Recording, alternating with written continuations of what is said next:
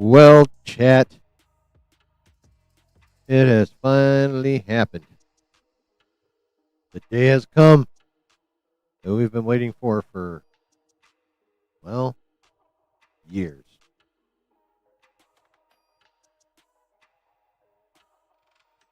So tonight, we do a few things. We celebrate, of course, but then we also speculate. We prognosticate. We postulate.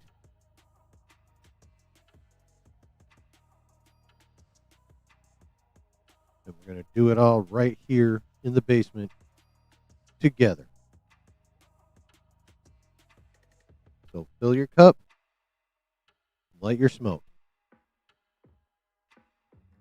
because it's time to get nerdy.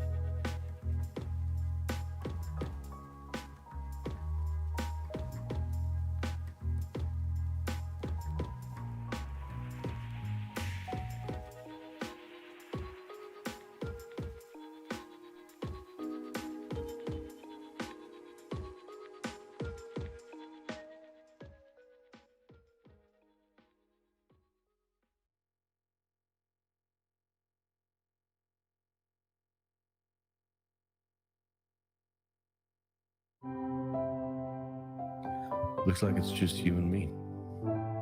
Hope you all have been having a real good Monday evening. And I'm just here to bring you a message of positivity and self-affirmation. Ain't no thing, ain't no problem. That all has to do with Indiana Jones and the Dial of Destiny coming out. It might be the end of the road for Kathy. Oh, hell yeah, man. Because I think if it bombs, she gone! She gone. She gone. She gone. She gone. She gone. If it bombs, she gone. She's gone. She's gone. She's gone. She gone. She gone. She gone. I keep my promises, bitches. She gone. Wow. Now I gotta put my chair back. Gone. She's gone. She gone. She gone. She gone. Oh, shit. She gone. You don't say that. She gone. She gone. She gone. Happy birthday, Kathy.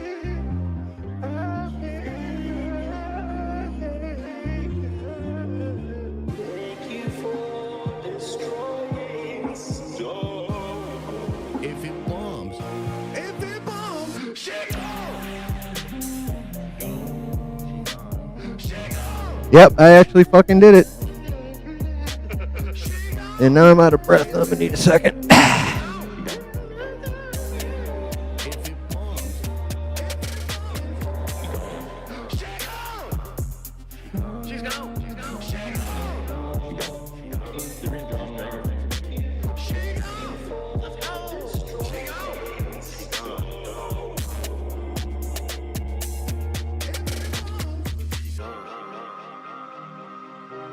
So you were talking about Indiana Jones.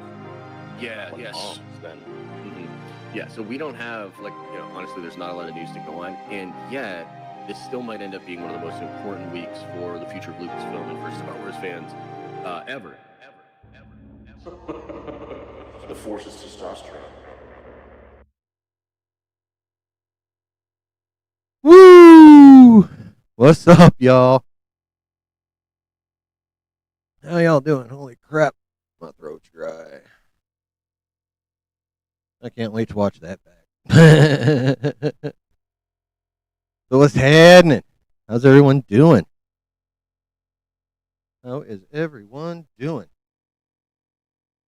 Feel free to clip that out and share it. I ain't embarrassed much. Who else up in here? Spicy Dan, Brooke, Bruto.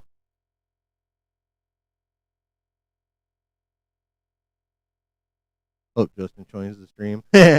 He might be skipping this one. So how we all doing? Setting that shit aside, just in general. How'd the end of y'all's week go? You guys doing all right?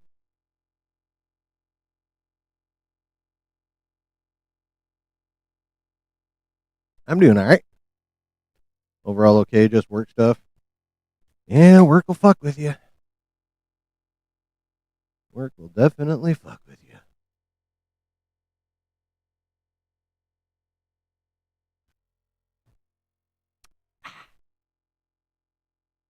Feel like Justin should be here and celebrate. Yeah. Yeah. Nah. Just got to get through next week. Why? What's next week, Brooke? Got a big project due or some shit?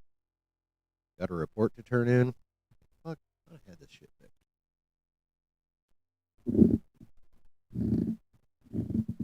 There we go. That's better. It's better. Icarus, what's up, man? How you been? You heard Kurtzman's contract is running out. Will we get proper Star Wars and Star Trek? I didn't know his contract was running out. We're gonna have to hope David Ellison or somebody is smart enough to not renew his contract.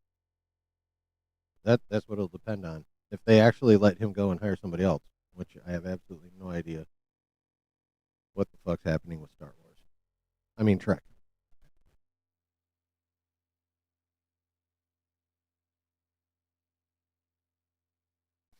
Sorry, I'd be screaming, but in a bad mood. So hard to be positive. Figure I just listen to you. Oh well, I'm sorry you're having a bad night, bro. That sucks, man. I hate it when that happens. Figured you just listen to me. Well, I'm glad you thought of me as an effective distraction. That's cool of you, man. I appreciate that. I appreciate that, man, and I hope you feel better. Hopefully, if you don't feel better about the Star Wars situation by the end of the stream, hopefully you just feel better in general because I'm a goofy bastard and managed to make you smile. Yeah, if working didn't do it, I honestly don't know what else I can do, but, we'll see how it goes.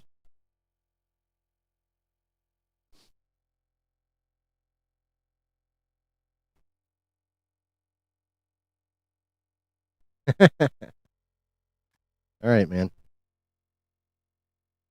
I hope you find the whatever it is you think you need here in the basement with the community. Hey. You know what? Just for shits and giggles, give me a second here.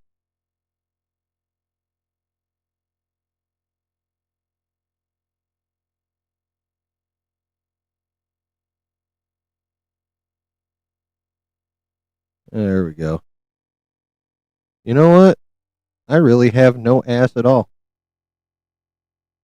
I have no ass. Okay. Mrs. Chillins told me a lot I have no ass, but now it's on fucking the internet and there's proof I have no ass.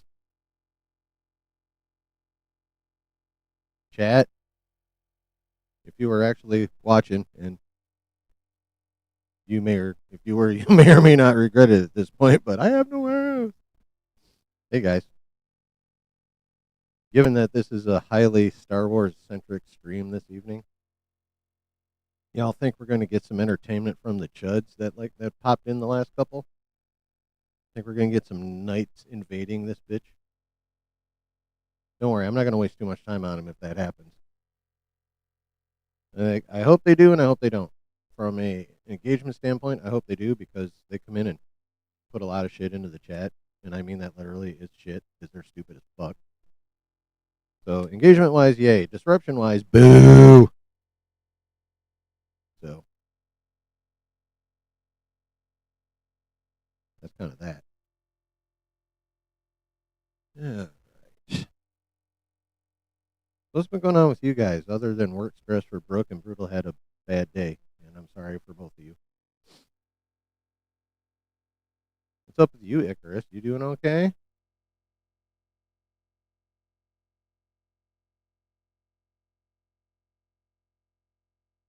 You been doing okay, buddy? Haven't seen you in a bit. Hope everything's all right. Hope life isn't lifing you too much. Oh, wait a minute. Something's missing. Excuse me. There we go. All good? Excellent. Excellent, excellent, excellent. Oh, Happy New Year? Yeah. Why not?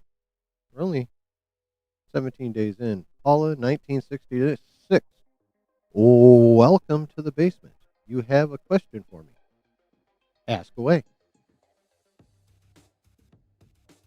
I will give you my best, most honest answer. Do you think Keanu Reeves would play a great Darth Revan? Yes.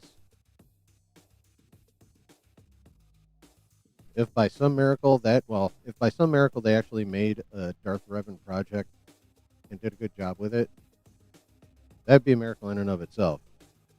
If they managed to get Keanu to do it, yeah, sign me the fuck up. I'm there, man.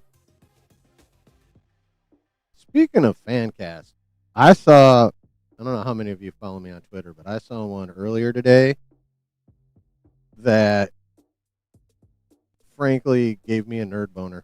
Y'all know who Christopher Judge is? You guys familiar with the actor known as Christopher Judge?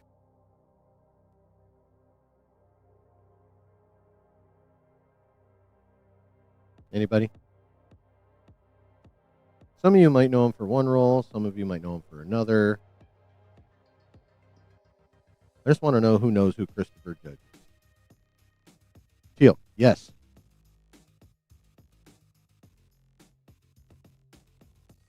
Voice actor for Kratos, yes.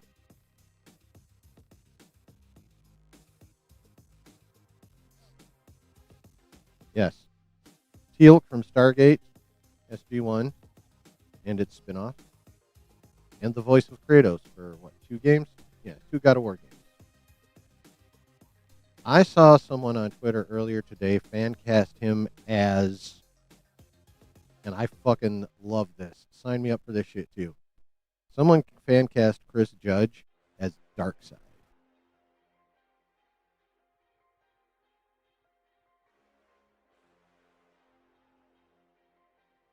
Again, just like Keanu as Revan, Chris Judge as Darkseid. Sign me the fuck up.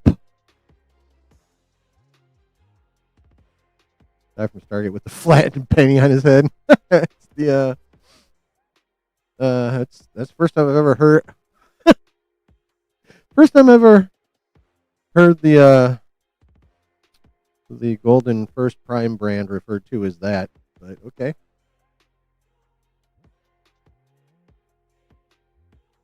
Right? Exactly, bro. Chris Judge is Darkseid. My God, that would be. Someone needs to tell James Gunn. That's all I'm saying. Like, someone, somehow, some way, needs to tell that to James Gunn so he can be like, wait, oh, oh, yeah. Chris Judge Darkseid.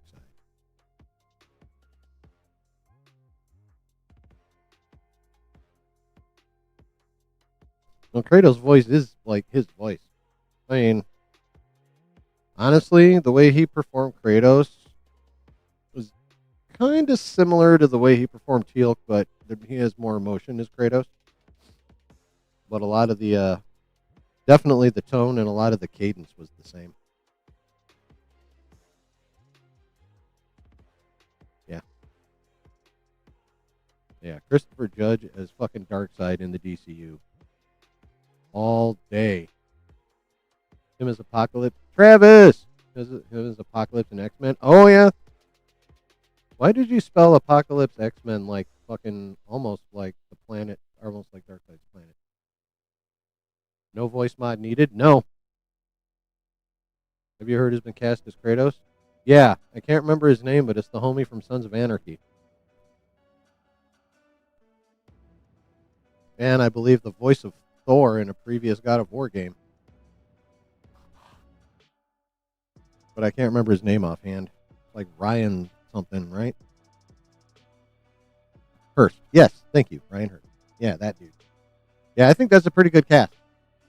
Honestly, like, I wanted Chris Judge for Kratos. Like, I mean, why the fuck not?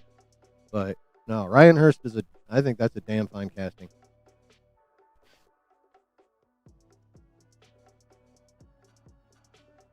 No, I think that's a damn fine casting. What's up, Brennan?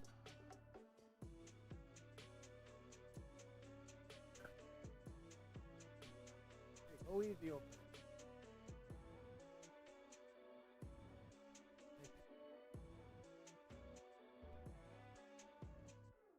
Yeah, no. Ryan Hurst is a damn fine casting, though. I think he's gonna kill it. Like, honestly, they just like they're not gonna have to bulk him up in any real way. They're just gonna have to put him in the makeup and call it a day. Because that Ryan Hurst is a big boy.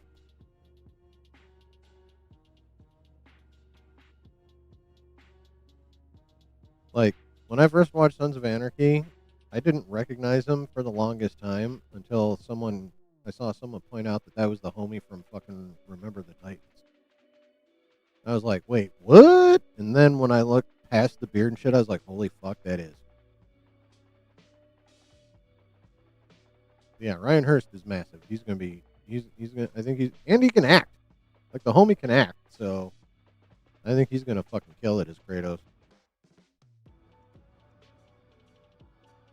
I'm interested to see who they're gonna cast as his kid.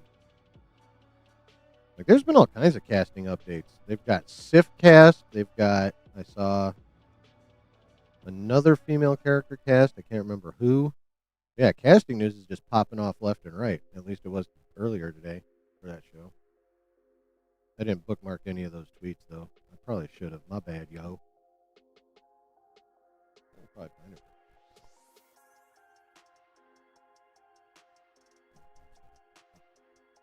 What the hell? Do a quick little searchy search here.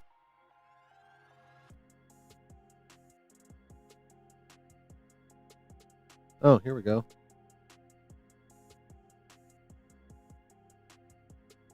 We got this Teresa Palmer lady's been cast as Sif.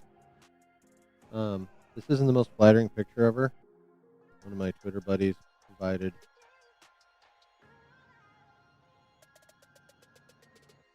Much more flattering pictures of her than the one provided in the original tweet. So there's your new Sif, y'all.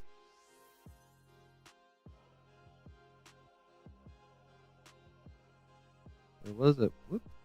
What?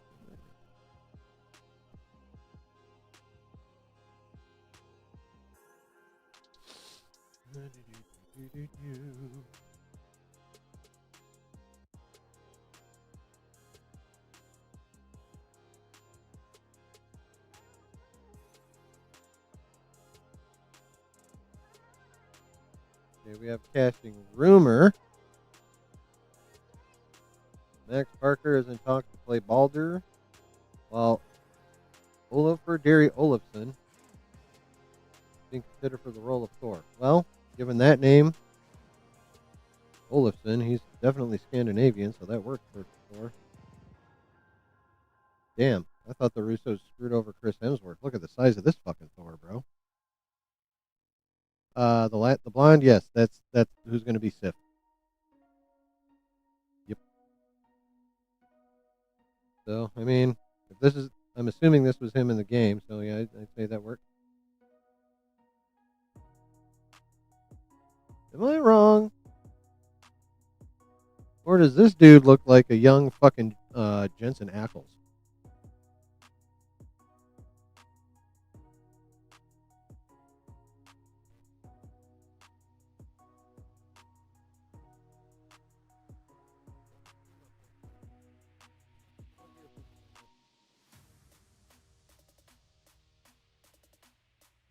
He looks like exactly, Chris. That's what I'm saying. Jensen. He looks like a young Jensen Ackles.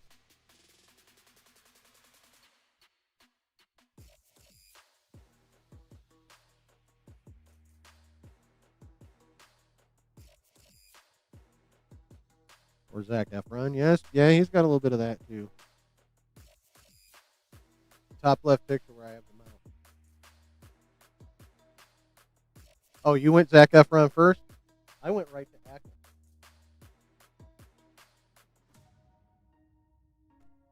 I see the F. Oh, you know what? If Eccles and Efron had a love child, boom. That's what he looked. He looks like the love child of Efron and Eccles. Yeah, these are rumored castings, though, guys, for God of War.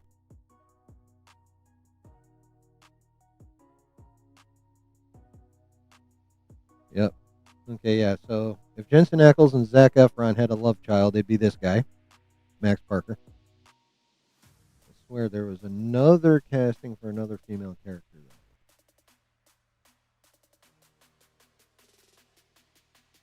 Oh no, it was just her. Okay. Oh yeah,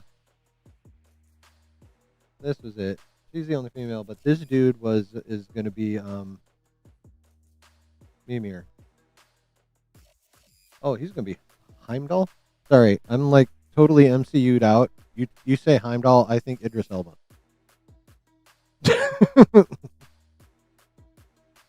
Well, Zelda's becoming a movie, not a show.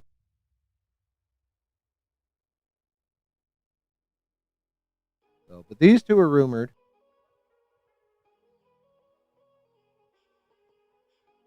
Completely official. I think official. And I think official.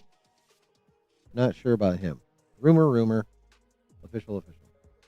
So this is your current most likely God of War cast, y'all. For the show.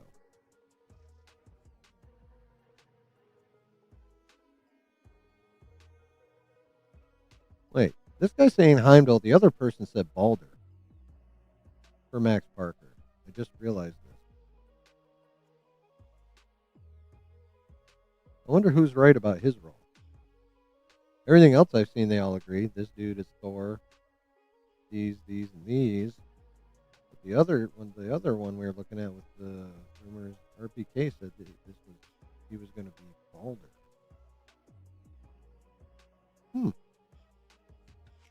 Interesting.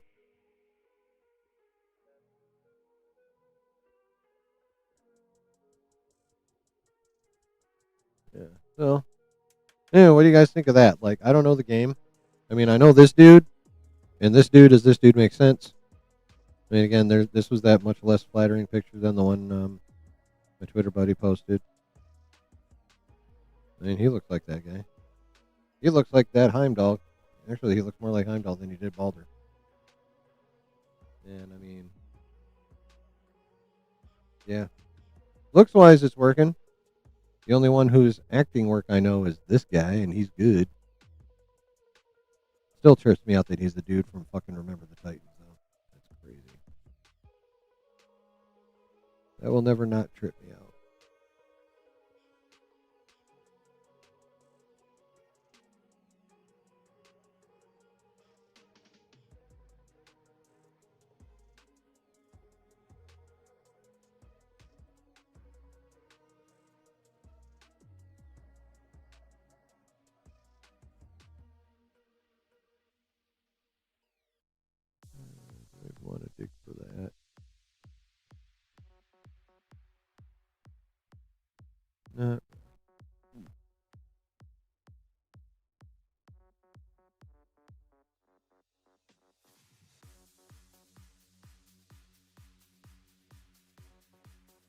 All right, chat. Have I discussed the weekly Doomsday teaser in the previous streams? Yes. Yeah, those drop on Tuesday, so I'd be talking about them on Wednesday.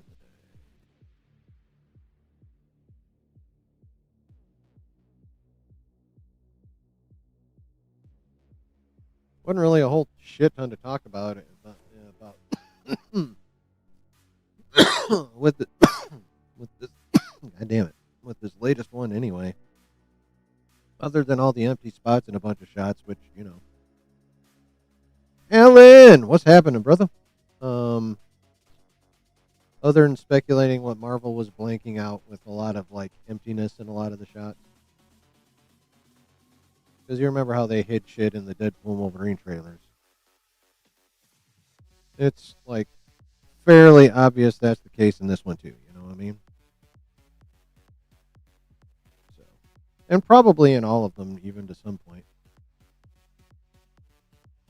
But it seems that the greatest amount of creative editing probably happened in this most recent trailer.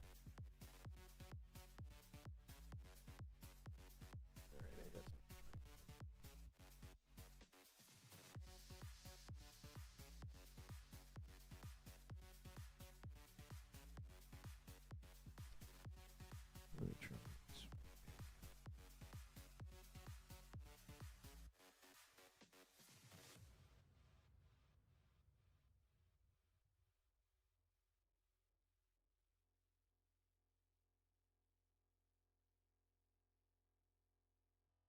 Mm-hmm.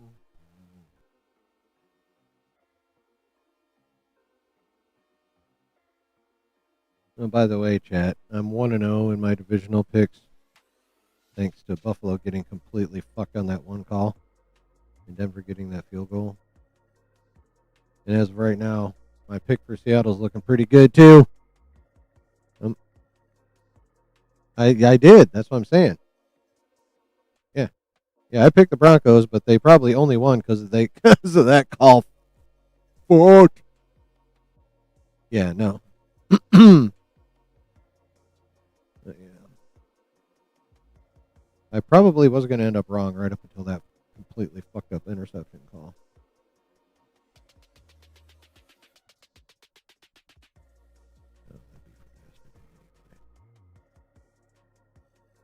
Excuse me.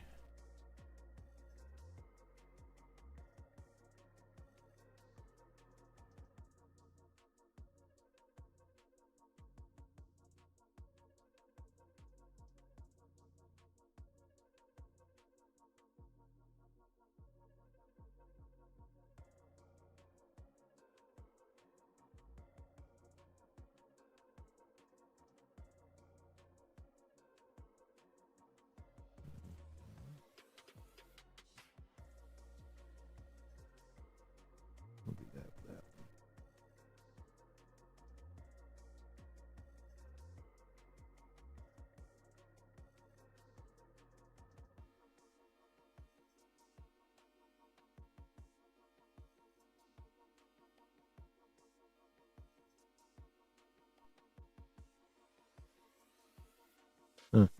Huh.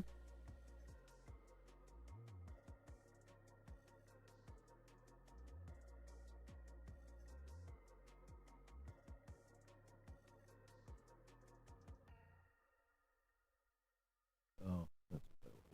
Stupid ass.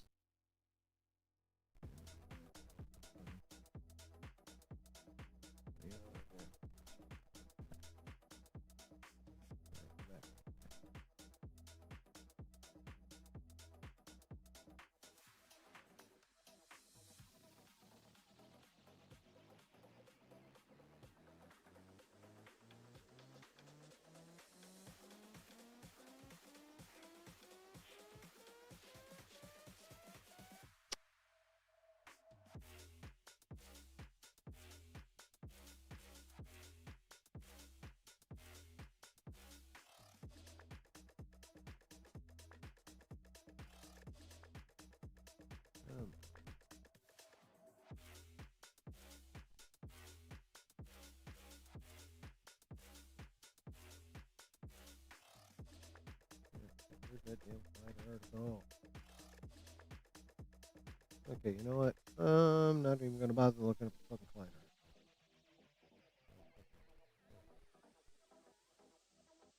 Let's go right here. Boom.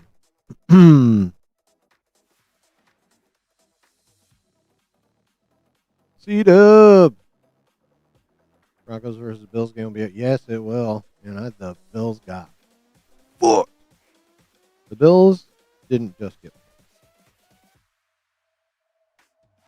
They got fucked hard. They got fucked with no lube. Matter of fact, they got fucked while by the league, and the league was wearing a sandpaper rubber. But not going to play. I just want things to be fair, no matter who wins. Fourth quarter on the people is some of the worst I've ever watched. Broncos quarterback next out for the year. Yeah, I know. That's crazy. Fucking the last play right before the field goal too. Is what they're saying.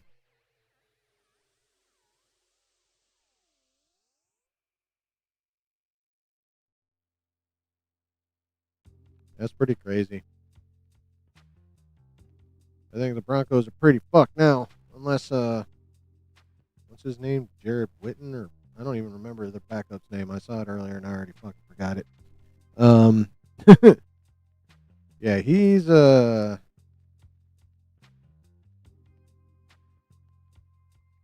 I don't know if he wants to make his season debut in the fucking AFC Championship game. Yeah, I think the Broncos are pretty motherfucking fucked, bro. Yeah. Yeah, I'm pretty sure now that that's the case, whoever wins tomorrow's game between the Texas and the Stidham. Yes, thank you, Brennan. Thank you. But yeah. Whoever wins tomorrow's game between the Texans and the Patriots is almost completely assured to be going to the Super Bowl. And unless Stidham pops off and has like a generational game, I'm of the opinion that the Broncos are about 99.98246% fucked. Yeah, time's flying. That is for sure, Brett. That is.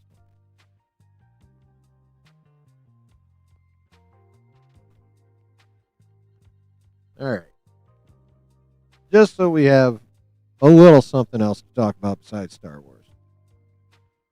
I forgot to mark the article, and I wasted time, and you guys got to see me staring at the screen, mouth breathing while I tried to find it, and I'm not going to bother to find it. But Collider wrote an article talking about how the views for each Doomsday trailer have dropped, and especially the views for this most recent trailer dropped precipitously. And you know, the numbers are the numbers. That is facts. And they're saying basically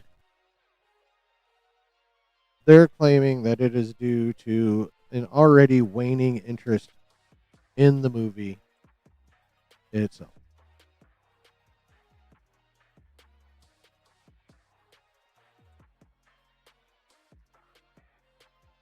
Well, I can understand how you could come to that conclusion if you're only kind of just glancing at the numbers and hurrying up to write a fucking article to post. I can understand that perspective by not taking 2 seconds to think, just going, "Oh, hey, look. This probably means this. Let me write an article about it." And phrase it in a way that's going to get a fuck ton of clicks. Right? I mean, you know, let's be honest. That is the ultimate goal in the attention economy. It's about the views and the clicks more so than the depth of the article, as it were. So that was the premise of that article. The massive drop in views equals a massive drop in interest in the movie itself. Well, chat, I'm here to tell you that they're on the right track, but they did not make it all the way there. So basically, they're fucking wrong.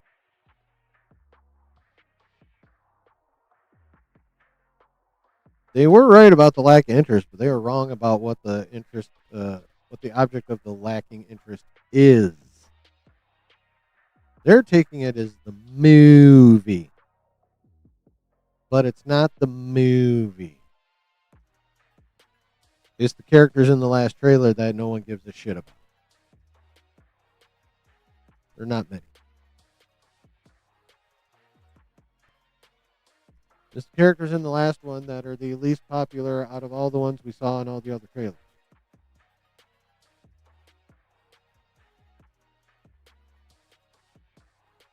That's why as soon as word got out of who was in it, people were like, I'm good.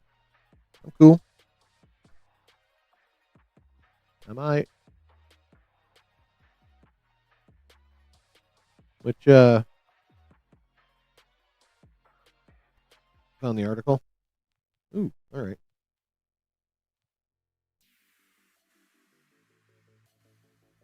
Firing up the old Discordy.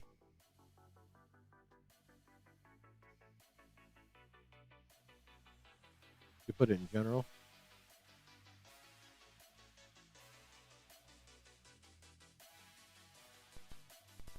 Oh, yeah. It looks like the right one.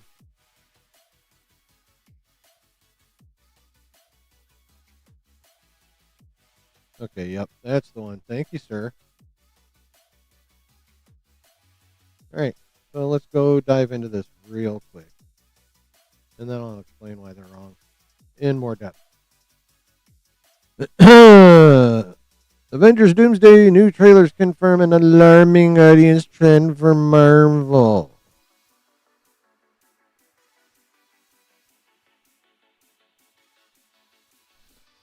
According by Adam Blevins, moron.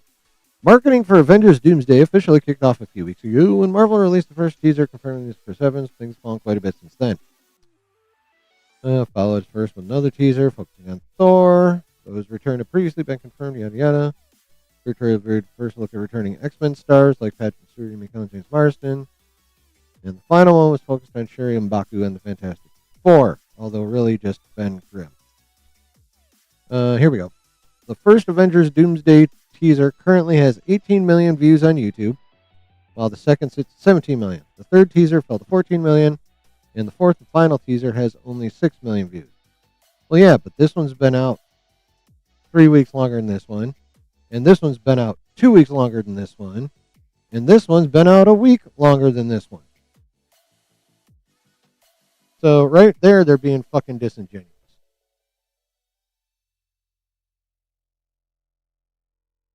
Of course, the final teaser has the least views. It just fucking came out. If you average out the first one, which has been out 3 weeks and has 18 million views, guess how many views that is a week?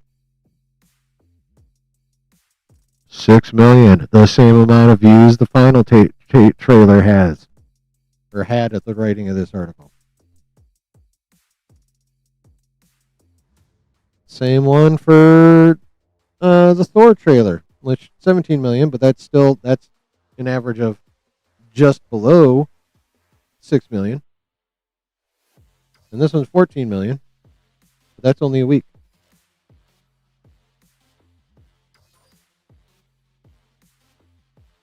So divide that by 2, that's 7 million. And of course, that makes sense that it'd have more because that's fucking X-Men, and everyone fucking loves the X-Men. So that makes sense. This will rise in the coming days for sure, no shit. But it still shows the interest in the film appears to be tailing off. Now, if you came in with the first 24-hour views on these instead of their current views, your point might actually be worth a fuck. Anyway. It's unclear at this time when the next Doomsday teaser will be released. Technically, that's true, but it's probably going to be the fucking Super Bowl. But the last footage from yesterday may be the last for a while. First official trailer will likely drop 3 to 4 months ahead of its premiere in December. No, homie, we're getting one at the Super Bowl. More than likely. I mean, technically we might not. Nothing's been officially announced, but I think it would be god awful ridiculous if they didn't. Many fans felt it was a mistake from the blah blah blah. The commercial have yet to be revealed in Doomsday Marketing. No shit. Most of them have yet to be revealed in Doomsday Marketing. Talking about being on by the same as Dune 3. Okay, that was it. So yeah, basically, like I said, before we got into the details and the numbers and how these are disingenuous numbers in the first place. Yeah, they're claiming it's a lack of a waning lack of interest in the movie, but it's really just about. And again, once you break down the numbers, actually break them down in a legitimate way, the last trailer isn't doing too badly, if you think about it. But even if it does the least amount of views of the 4. Again, the reason is not what they're saying it is, which is a lack of interest or a waning amount of interest in the movie. It's the fact that those are the characters the general audience, or even not not the general audience, but the Marvel audience, hardcores out to the general audience, really don't give two shits about these characters.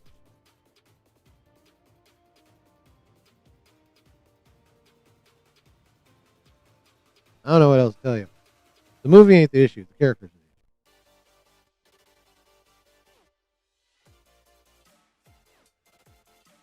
issue. But those are the characters that come from this current saga, so it's not like they're going to be super sidelined. You know what I mean? Not like they're going to be kicked to the curb. But if Marvel is smart, they will observe these numbers and hopefully come to the realization that in the next, as of tomorrow, 11 months till this movie premieres, to the day, or to the date, not the day. It ain't premiering on a Sunday. But 11 months from tomorrow by date, Doomsday premieres. Which means they have 11 months to realize and figure out, to realize that, yes, even though those are the characters we have left from the saga, they are still the least popular characters of all the ones you're going to have in this motherfucking movie.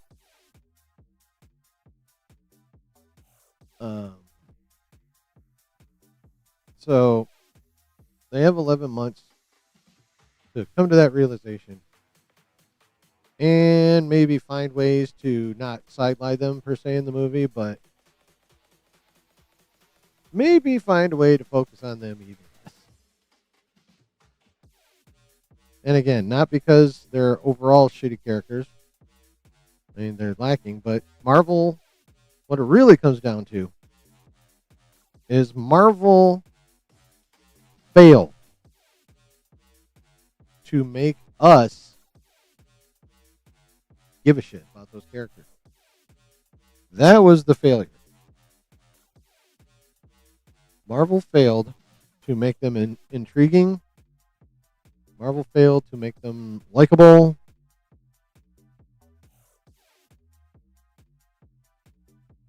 And they're the main characters from this particular saga. And yet, due to Marvel's fuckery, when it came to those characters, they now have to find a way to acknowledge the fact that they're the main characters from this saga, but also acknowledge the fact that they're also the least cared about set. And create the movie accordingly. They've got 11 months to do that shit. What do you guys think, though, chat? And also, if you're on the replay, well, first of all, before I do the usual YouTuber spiel here, thank y'all for showing up. Appreciate you, whether you're here live or on the replay. Thank you very much. Live chat, throw your thoughts in the chat. Replayers, throw your thoughts in the comments, pretty please. And the thoughts I'm looking for are these.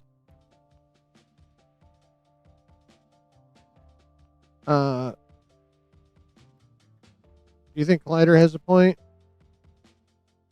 Do you think it's waning interest in the movie? Or are these somewhat lower numbers due more to lack of interest in the character? Movie or just character? When they finally drop a Doom snippet, it'll be like fire across the internet. Oh, Twitter will break again.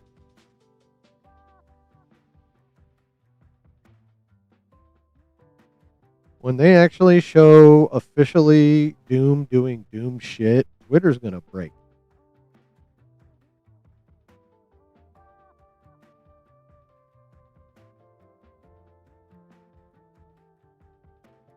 Records will be set.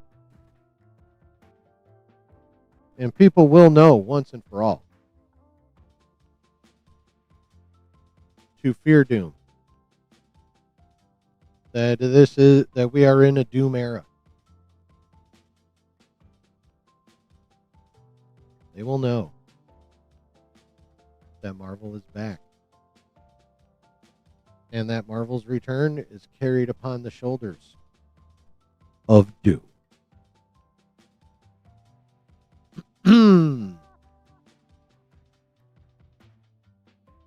Think Collider's a Warner Brothers show? Maybe. I don't know. I don't read very much of their shit. But if they are a Warner Brothers leaning company, publication, whatever, website, whatever you want to fucking call them, then yeah, that makes sense that they would slant that article that way. Sorry, I have an itch. Trust that they'll do justice to those characters, make us love them, and and unalive them all before the next phase. I don't know about all of them, but I would. They're probably gonna remove a chunk. I would imagine. Although I still feel that a vast majority of the casualties are going to be X-Men.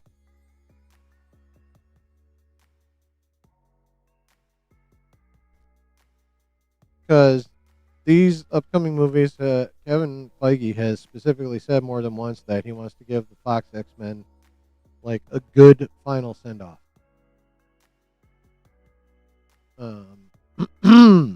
So going out on your shield like a motherfucking boss would be a good final send-off for the Fox X-Men. I mean, as soon as he said that, I'm like, yeah, most of these motherfuckers are dead.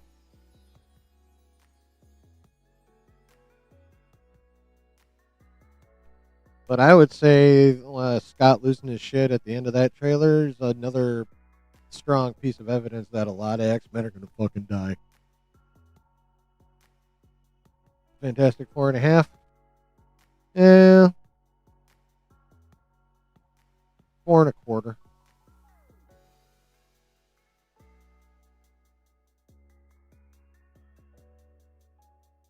The reset will start the time back closer to Iron Man 2 or 3 so they can Thanos us again.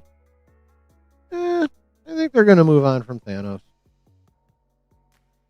Now, as to how far back in time the reset will go, I have no idea. I don't know that they're actually going to go back in time. Because Kevin said a lot of the storylines are going to carry over. Just in the case of certain characters, they're going to look like the character stories. I think he said, this is a paraphrase at best. Like stories happened, character arcs happened, but some of the characters are just going to look different. So like everything that happened to RDJ, Tony Stark, will have happened to, well, minus getting dead, will have happened to whoever is the recast Tony Stark is, or at least most of it. Like, admittedly, it's probably going to be a little sloppy. It's going to be interesting to see how much they can simplify it without it being stupid. You've lost all interest? Well, my brother and nerd prepare to have it reignited in December. The old guard will mostly die, save for a few faces. They want recasting for. Oh yeah, no. There are gonna be a lot of dead motherfuckers, and when they come back, they're gonna look different.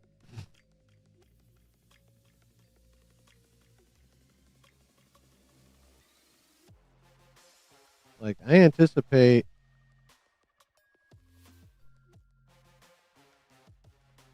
We'll still get Cumberbatch. Honestly,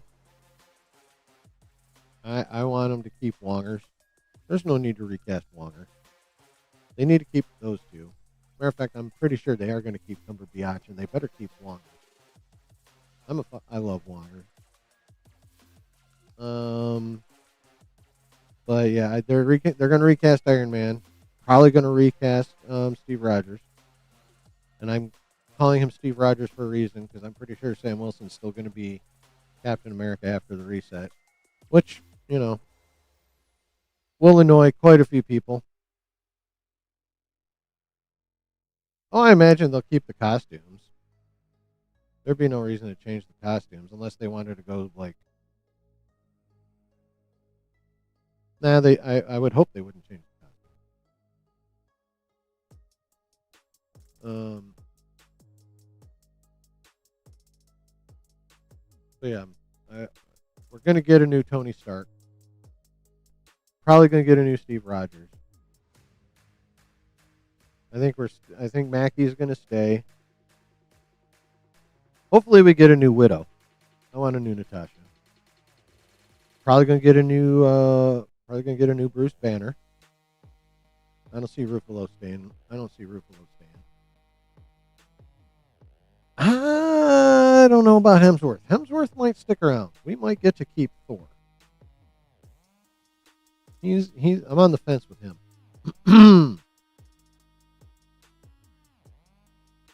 Probably gonna. I would imagine Renner's gone.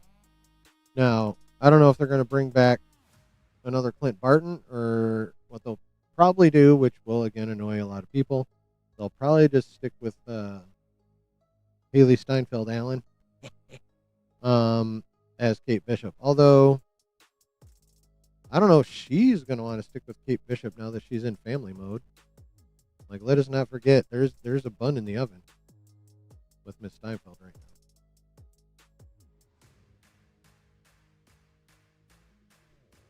Her ability to Hawkeye is going to be limited for a minute. Think they bring all the OGs back, not actors, but characters? Oh, definitely. Yeah.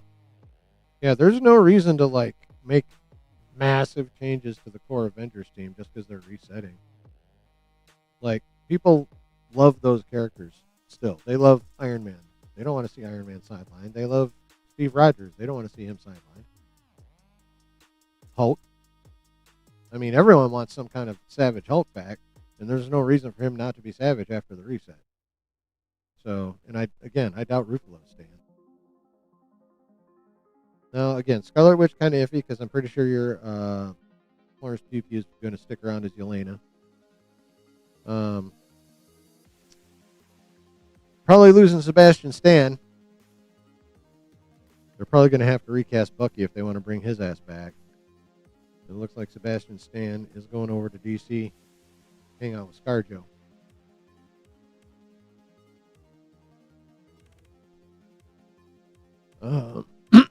What's his buzz? Huge Jacked Man is going to be sticking around, but they're also going to have the younger actor for the regular 616 Wolverine.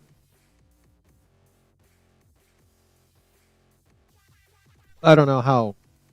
Well, it's Marvel, so they probably won't stick super close to the comics, but they're going to cast a different full-time 616 Wolverine. And Hugh Jacked Man will be probably running around, I don't know, with Deadpool. Maybe they'll go Alpha Flight. But he'll be off doing pseudo Old Man Logan kind of shit, probably. So, I mean, they're the RPK. Speaking of huge Jacked Man, RPK brought back up the rumor about Deadpool 4 basically being an X-Force movie.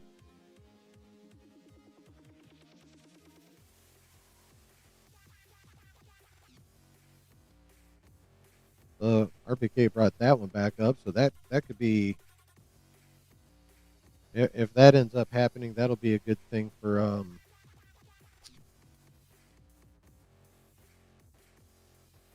huge Jackman to be doing with his version of Wolverine, while we have a different actor as the full-time 616 Wolverine. Although hopefully they bring What's Her Fuzz along too, because Laura Kinney is a badass. Why can't I think what the fuck is X-23's actress's name? I'm brain farting on it, and it's annoying me. Help me out, chat. Laura Kinney, X-23, from Logan and Deadpool and Wolverine. I would like to see her as well. Yes. Hugh Jackman's gonna be running around as one Logan, and they're gonna cast another Logan.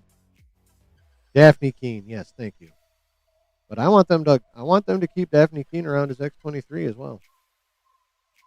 I'm greedy.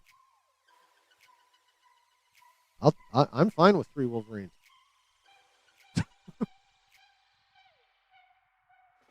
There's a lot of people that probably wouldn't be, but I'd be fine with 3 Wolverines: Hugh Jackman, Daphne Keene, and whoever the new full-time 616 Logan's going to be. Give me 3. Give me a hat trick of Wolverines. I'm here for that shit.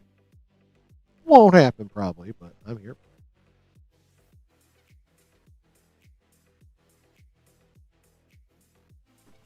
I mean, shit, keep her paired up with Jackman. Stick her over on Ryan Reynolds' X-Force team. They should also keep Ms. Marvel and Wiccan. Oh, they're going to keep them.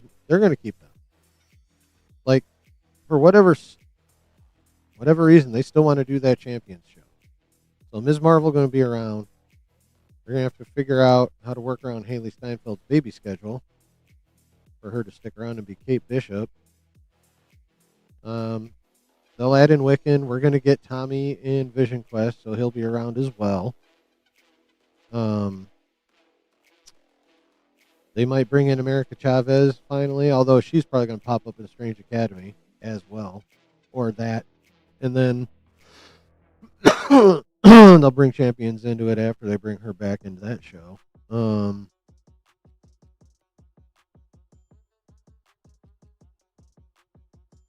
Who else could be on there? I feel like I'm forgetting somebody. Kate, Ms. Marvel, Tommy, Wiccan, America.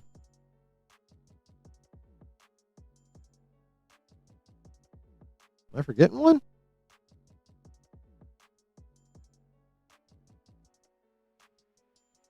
Did I mention Thor's kid?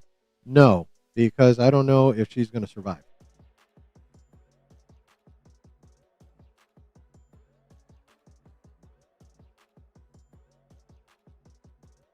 I'm sure all the rest of them are. Or they'll get brought back to life when the multiverse gets reconstructed at the end of Secret Wars. Love is a plot device. Oh, she's a plot device in Doomsday. I haven't heard anything, and it's all speculation, but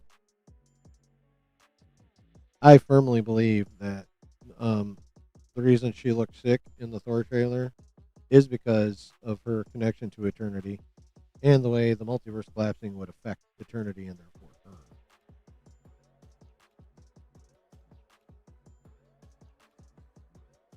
I think she's a plot device in Doomsday. Unless that's what you were talking about. Was that what you were talking about, Brutal? Did I just go all Captain Obvious on you, man? I'm sorry if that's the case. My B.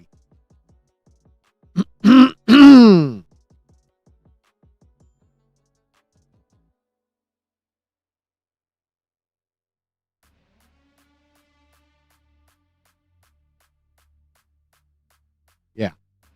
Yeah, that's how I think they're doing it, too. For sure. Excuse me. Good go. So, but here's what's really funny, Chad. So Collider put out that fucking article, right? And so, oh, good. Yay. Thanks. So Marvel. Oh, don't need the sound.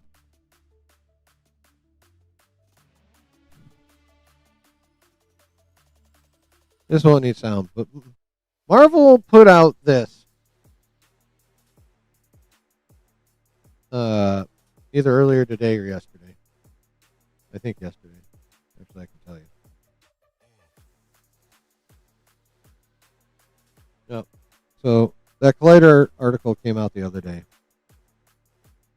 And Marvel put this out today.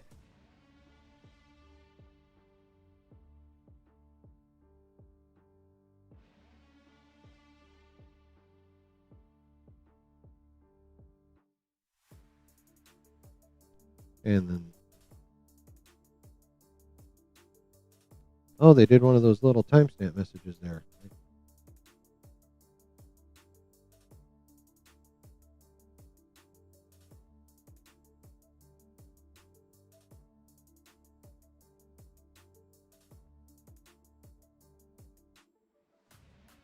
Yep, there's one of those little timestamp messages. But yeah, no, this is the beginning part.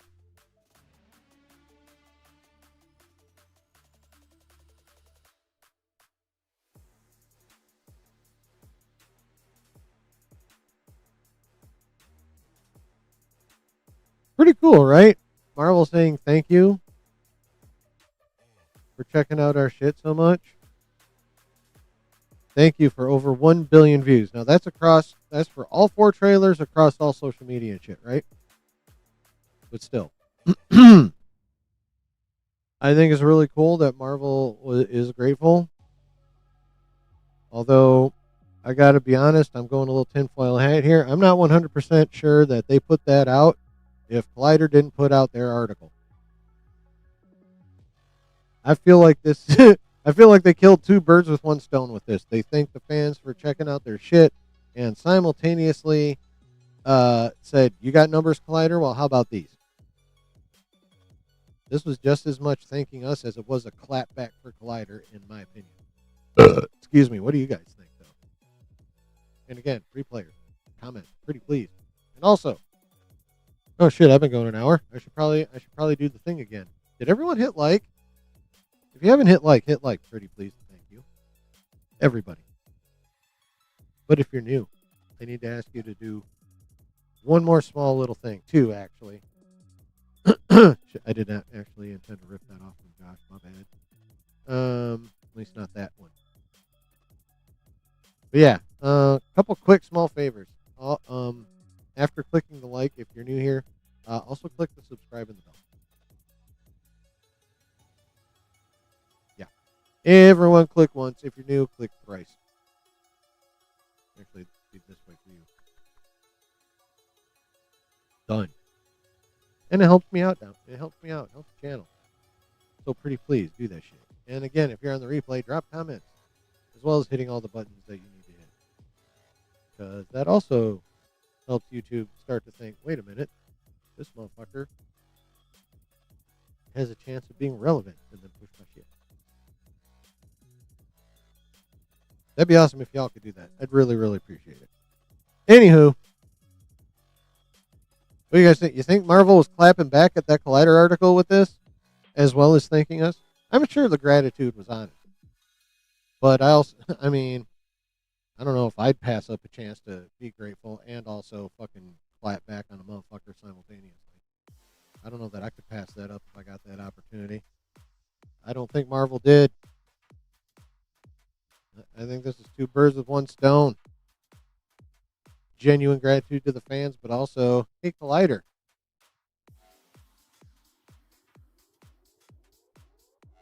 Over 1 billion views, bitches. What do you guys think?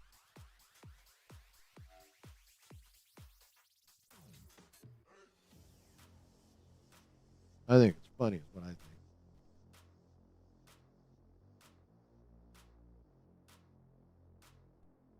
I mean, if Kevin's going back to White Suge Knight mode, I think this would be a good example if that's what this is.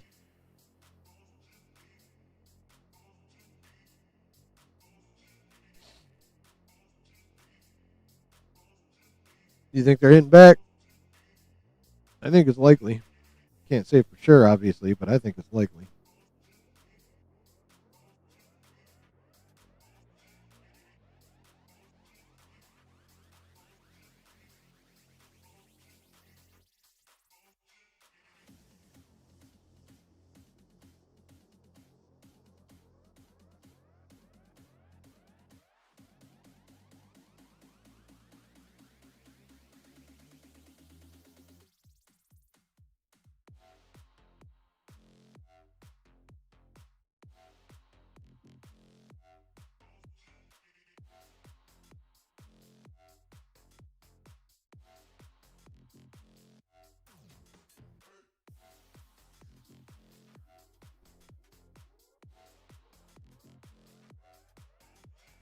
They did what they needed to do to build up goodwill with us fans again. I mean, that's their goal. That's definitely the goal.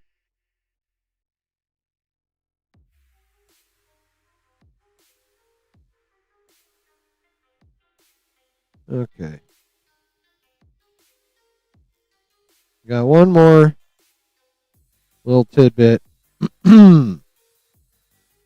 before we get into the Star Wars of it all. And believe me, this is going to be a longer conversation than you might think. You'll see. But what's kind of fun about this little tidbit is it actually, there's a way to, I'm going to be able to segue into Star Wars from this little tidbit real quick. You'll see. So you guys remember back in the day, you remember Game of Thrones? Remember how it didn't end that well? But then do you remember there was talks of some spin-off shows, one of them being based around Mr. Jon Snow and his life in the North? And you remember how it hasn't happened?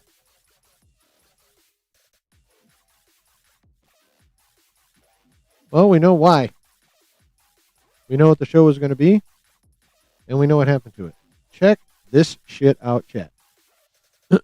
Details on the canned Game of Thrones sequel series focused on Jon Snow.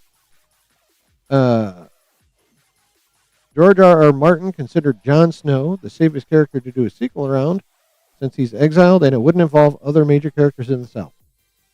Good point. Night, Alan, man. Thanks for coming by. I appreciate you, brother. He has long resisted sequels to Game of Thrones because the ending will be different than his books and wants to avoid further canonizing the series' controversial conclusion. Fair. Kit Harington developed the idea alongside two gunpowder writers. All right, chat.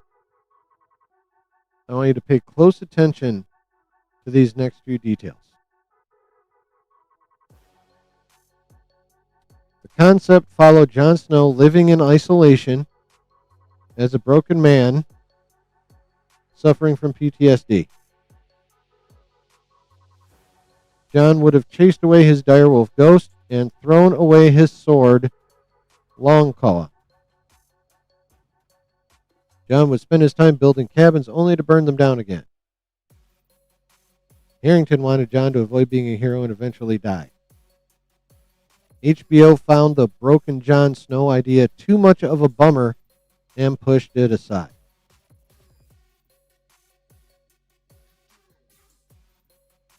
Exactly, Icarus.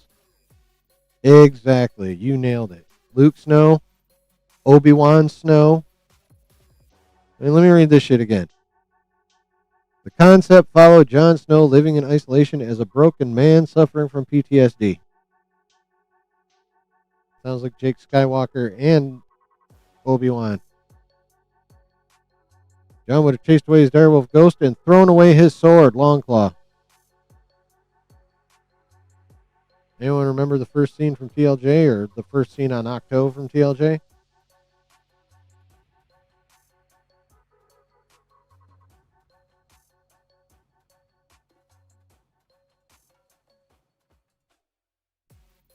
Like, but this last part is also super important. HBO found the broken Jon Snow idea too much of a bummer and pushed it aside. If only Lucasfilm were smart enough to have read the TLJ script and been like, no, Ryan Johnson. You cannot turn Luke Skywalker into a bitch. But they didn't. They were not as smart as HBO. HBO was smart. To be like, wait, you want to take this badass character and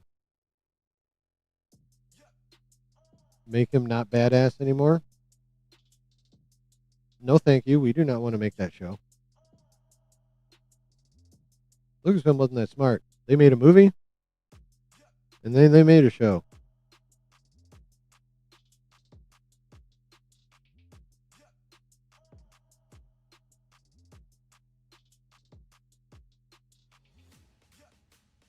Exactly like that. What the fuck? So yeah, HBO is smarter than Lucasfilm. And that's why I wanted to do this tidbit, because of those two bullet points are like, holy shit, it's The Last Jedi.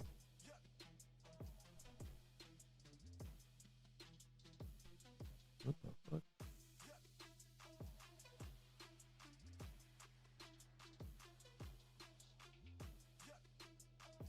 So there you have it, chat. HBO was smart, don't you think?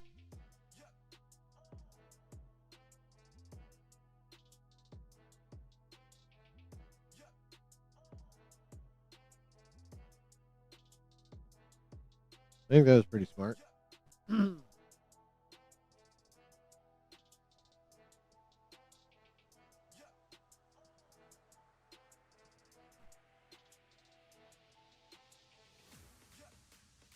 HBO should make Star Wars shows too. In terms of what they can pull off quality wise and some of their decision making, I agree. But I feel like an HBO Star Wars show would be way too much like Andor. And I don't need no more of that shit in my Star Wars. Now, if they could go the mythical route and make it something closer and make it something like what a good version of Obi-Wan was, I'm here for that shit. Or like a really good version of Ahsoka. If they make something like that, okay, I'm here for it. But I feel like HBO would be all about Andor type of shit, and that I am not here for.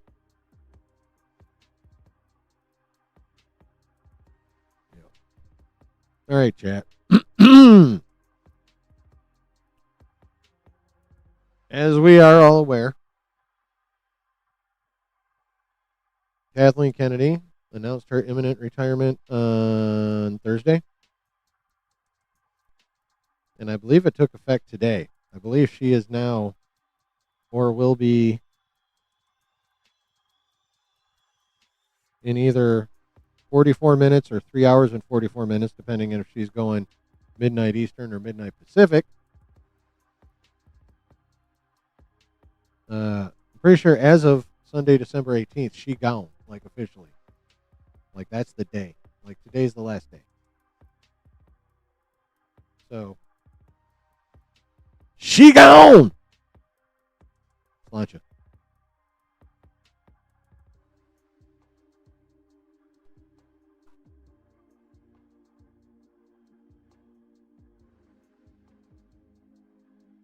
What we have been waiting for years. And not just a couple. We have been wanting this for a long time. And the day has arrived. Kathleen Kennedy has officially retired as president of Lucasfilm. And she will be replaced by co-presidents, DC style, in the forms of Lin-Win Brennan and one Dave Filoni. Lin-Win Brennan will be the Peter Safran of the duo, handling all the business. And Filoni will be the gun of the duo, hopefully with better sensibilities, doing all of creative. Okay? That is the situation as it stands right now. She gone, they in. Now, you guys remember last week when we were talking about when Bellany reported this, Matt Bellany, from Puck, reported that she gone and that it would only be a matter of a week or 2 or 3 for it to actually happen. Like, it was going to happen this month. He reported that last week. We talked about it last week. Jeff Snyder came out on the hot mic, and he said it could be as early as Monday. This was last Thursday. Now, it wasn't Monday, obviously. But, and you remember how I talked about how the last time Bellany reported this, she came out in the trades with like a severe tossed salad or salad tossing reporter and issued a scathing rebuttal, as it were. Well, and then I brought up how that hadn't happened this time when Bellany dropped the story. There was no her conducting an interview in the trades going, no, motherfucker. It'll happen when it happens, when I decide, not when you are reporting.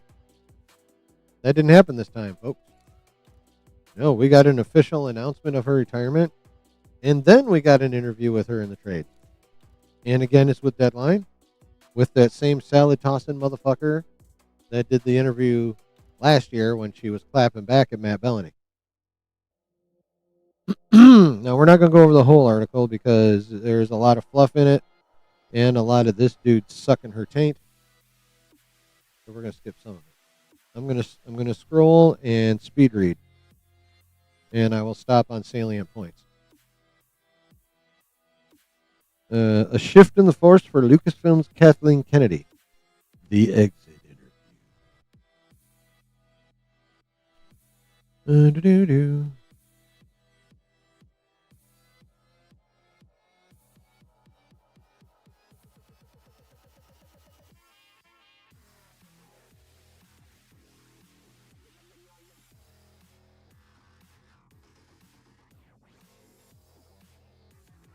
She gave this Oh, look at this. On a rainy London day in December, not 2 hours after wrapping Starfighter with Sean Levy and a cast headed by Ryan Gosling, Kathleen Kennedy was ready to discuss the long in-the-works transition of Lucasfilm. Guys, this was just announced on Thursday. If I'm understanding this correctly, she gave this exit interview, 3 weeks ago?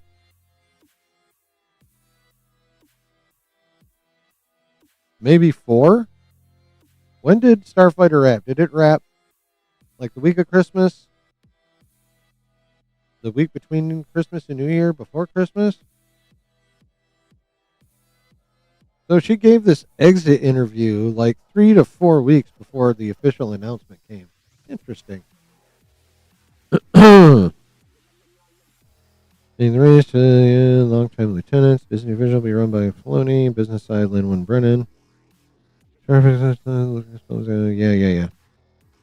running for a couple of years as she plotted to return to her first love, producing.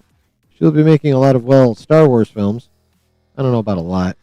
Far in the future, as well as teaming on some projects with Frank Marshall. She'll be making only as many Star Wars films as Dave Filoni lets her.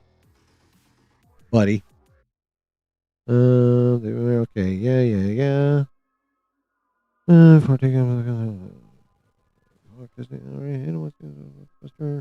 Okay, they're going over her long producing history and all the hits she's been involved in over the years, and she's been involved in quite a few. Let's be real. Now, how much she contributed to the success of those movies can be debated. But what can't be debated is that she was there. She was doing something because she actually has been praised by Lucas and Spielberg. So a lot of people would like to say, yeah, she was just there getting coffee for people that were doing the work, but both Lucas and Spielberg have said it was, much more than that. They praised her. I believe they praised her as being a good facilitator. Like, if they needed something done, she found a way to fucking get it done. So, I have to go back and I have to remind myself of this because I fall into this trap of not remembering this little fact. Two things can be true at the same time. Right? Two things can be true at the same time. It can be true that she had significant roles to varying degrees in a lot of hit movies since the 80s. Right? That's just a fact. Again, the degree to how much she contributed to the success probably varied by project, but she's been a contributor to a fuck ton of hits for nigh 40 years. That cannot be denied. However,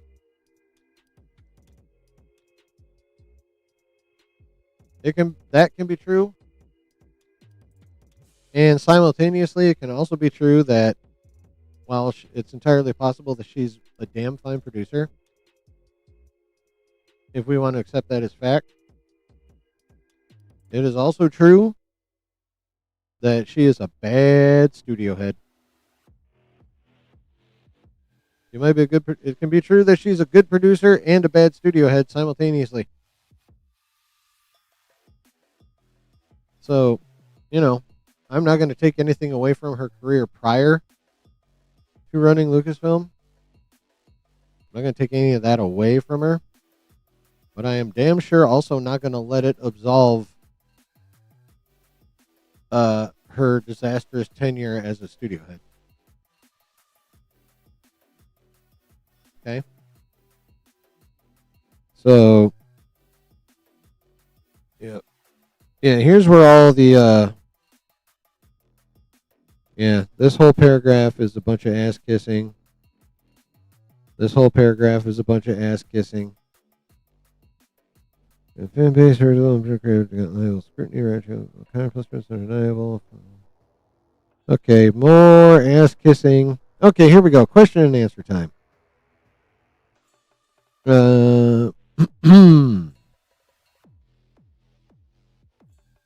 right, so Lucasfilm has percolated a lot of future Star Wars films and generated many hours of Disney Plus series in recent years. Talk about this combination of Filoni and Brennan and you finally loosening your grip on the reins. 2 years ago, I went to Bob and Alan, that'd be Bob Iger and Alan Bergman, to figure out what the transition plan would be, and I made the recommendation that it be Dave Filoni and Lin-Manuel Brennan. Because remember, for a while, it was going to be not Lin-Manuel Brennan, but Carrie Beck. A lot of people thought it was going to be Carrie Beck. Ned! What up? So, it's not Beck, it's Brennan. The latter of whom has been running the business alongside me. She comes out of ILM, 16 years as general manager, and then turns out, okay, cool, history of Lin-Manuel Brennan. He's been my key financial partner, my business partner in the company. Dave is the perfect person to transition, but he hadn't made a movie, and I worked very closely with him beginning with Rogue One to get him a feel of how live action works. His background is animation as he worked with George on Clone Wars, yes. Alright, so she sings the praises of Dave Filoni.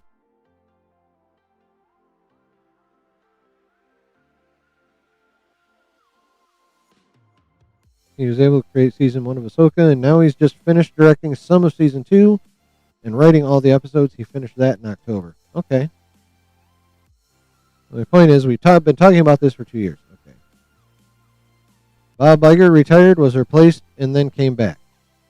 That is not happening here. Fuck yeah. I told everybody I would stick around a bit longer than I had intended, but I am so ready to go off and have the chance to make lots of movies. I want to do more movies, and I want the opportunity to get back to a kind of eclectic group of movies the way I used to. I'm looking forward to working with Frank again on some stuff. He's been doing lots of documentaries and having a ball. I'm also really interested in the new technology, I have to say. So here's where she drops some pro AI shit.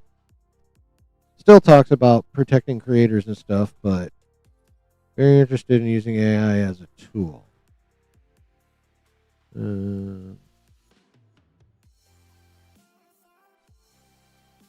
Talks about ILM.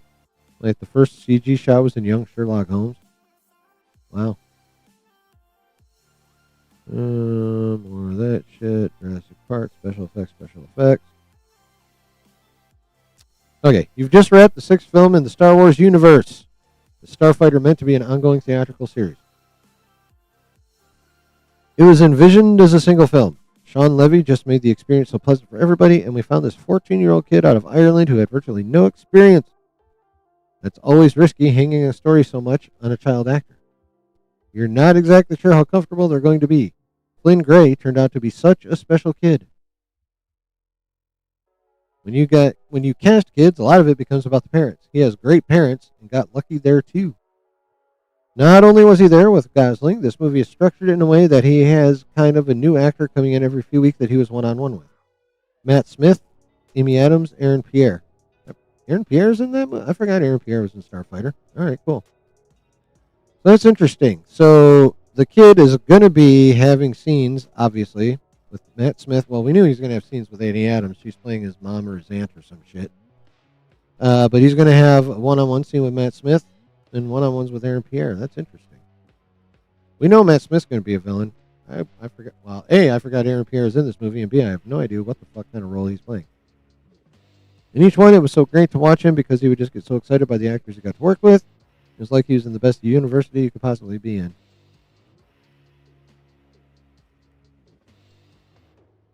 Okay, more general question about whatever. Talk about why she loves to make movies.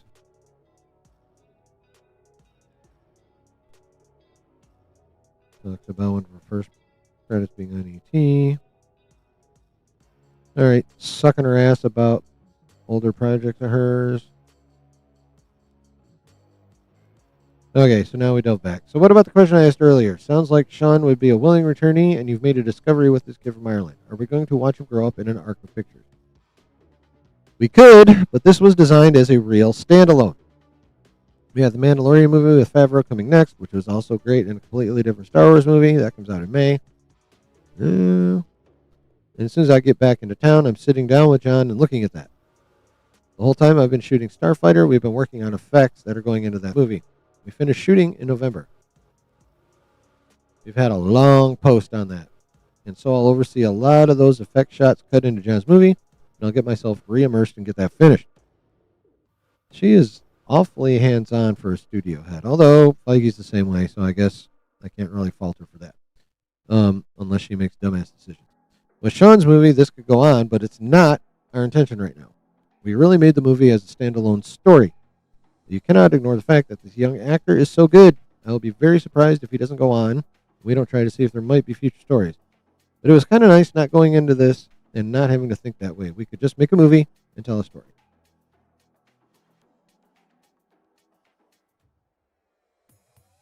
What have been the highs and lows of running a company built on such beloved IP?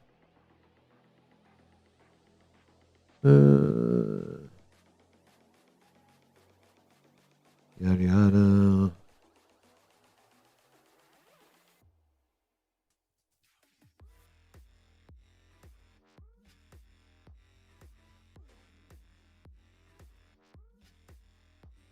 All right. So I don't care about the highs. The lows. All right, here we go. The lows are that you've got a very, very small percentage of the fan base that has enormous expectations, and basically they want to continue to see pretty much the same thing. Okay, well, right in that first sentence, we know why she failed, because it is not a very, very small percentage of the fan base that has enormous expectations. Basically, they want to see pretty much the same thing. It is a majority of the fan base that wants Lucas-style Star Wars. It's not a very, very small percentage. It's the majority of the fan base. And just right there shows you how fucking out of touch she was. And when you're that out of touch, you fail.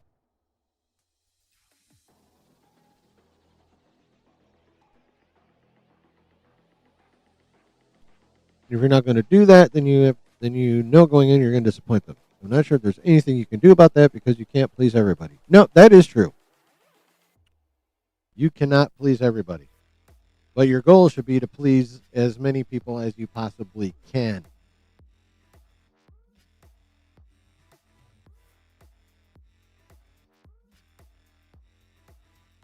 That's the goal in a 4-quadrant IP, is to please as many as you can. All you can do is try to tell good stories and try to stick to the essence of what George created. Now, that used to be something that we used to ding her for a lot, was all the shit that she did that was a departure from George. But let us remember, chat, and let us be fair. We do have those reports. Well, first we had that report that came out courtesy of Adam Driver about how Iger killed the Hunt for Ben Solo movie. And then we got further reports that once Adam Driver broke the ice, all kinds of reports started popping up about how that's only the tip of the iceberg when it comes to Bob Iger's fuckery with Star Wars. Like, we found out that Iger's the one. Well, we already knew that Iger's the one that rushed him into making the sequel. But we since found out that Iger actually wanted nothing to do with George's Star Wars. George's version of Star Wars. So most of the anti-Lucas style Star Wars decisions really came from Iger. More so than Kathleen Kennedy. Now, she's made plenty of dumbass decisions on her own. And I will bring up plenty of those decisions tonight. But again, got to be fair. And it turns out that she wasn't Palpatine, she was just Vader, and that Iger was Palpatine. So, just want to make sure I've got that out there into the ether, so we're all aware. And we're being as fair as we possibly can. He embedded incredible values into Star Wars and what it has to say.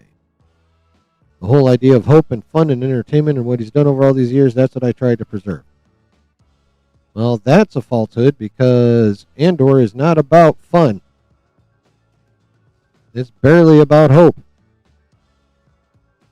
So, if that's your attempt at preserving that shit, it was a miserable failure. And I wouldn't do that any differently, and I wouldn't change anything that we've done over the years. And that's why you should be gone. I understand why some people may like certain things more than others, but that's not going to change why I decided to do certain things and why I decided to work with the people that we work with.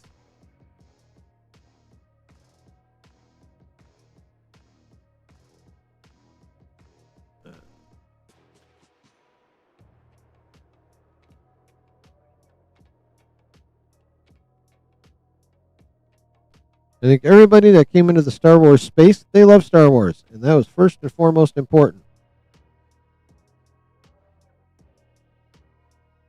Okay, I'm not going to argue with that being the most important thing. Is you gotta love Star Wars to write for it. Griff was crack-a-lacking. So no argument there. You want to have people coming into Star Wars and wanting to tell stories and wanting to make movies and wanting to create television shows that you respect and care about. No argument there. Jon Favreau is completely different than Tony Gilroy, and yet they're both incredibly talented storytellers. I'm not going to argue with that either. Gilroy is a good storyteller. I found it thrilling to support each one of them in trying to tell the stories they wanted to tell. Well, that was your mistake. Because you can have a creative that wants to tell a certain story inside the Star Wars universe, but that doesn't mean that story belongs in the Star Wars universe.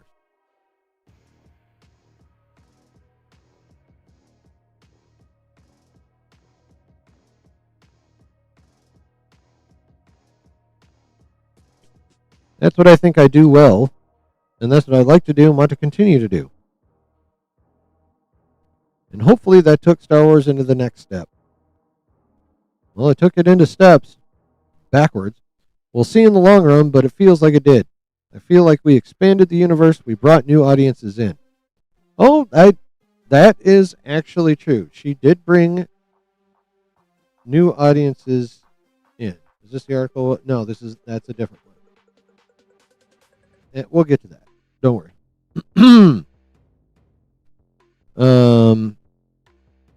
Right. I feel like we expanded the universe. We brought new audiences in, which is true. She did bring new audiences in. Problem is, she brought these new, much smaller audiences in at the expense of the already established core audience that she and Iger again, got to be fair, that she and Iger alienated the fuck out of him. So, in other words, it was a net loss. You brought some new people in, but you lost more.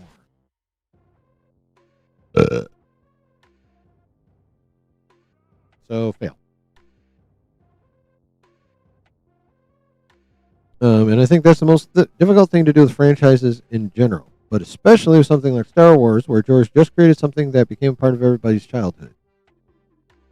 And you should have respected that more. Although, again, Iger a lot with George hate.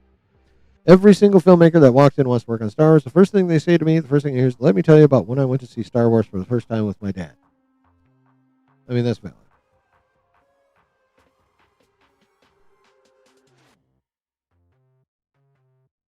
Okay, this is actually cool. I'm going to read this. Back when J.J. Abrams started the third cycle of Star Wars films, I asked a lot of filmmakers how that very first film affected them. He means A New Hope. My favorite reaction came from Ridley Scott when I interviewed him for the film The Martian. He looked at me hard and he goes, well, this is what happened. And he told this great story about being with David Putnam, and they were working on Tristan and Isolde as his next film, and took a break to go see this movie. Everyone was talking about it. Ridley said he found himself getting more and more pissed while he was watching it. Not because he didn't like George or his movie, but because he didn't think of it first. As he exited the theater with Putnam, he turned to the producer and said, I think I'm not going to be able to do this movie with you. I've got to go to space. That led him to Alien. So Ridley Scott's working on a drama movie. I think Tristan and Isolde is a Shakespeare story as well, play.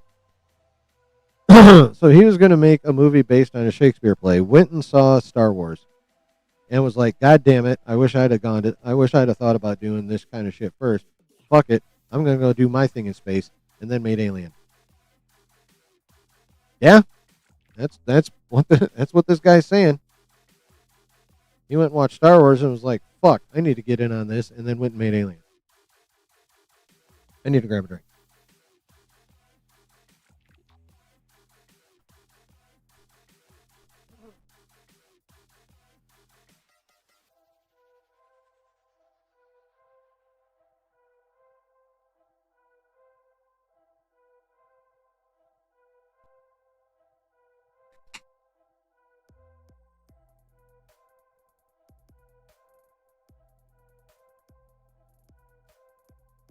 That is the power of George Lucas, folks.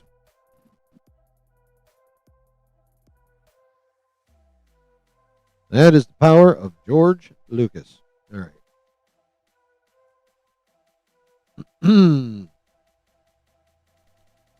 Yada, yada, yada.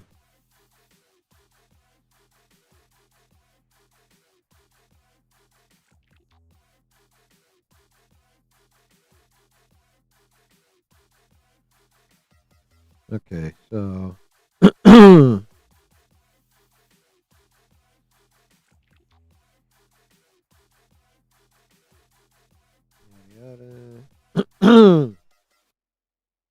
okay, so this is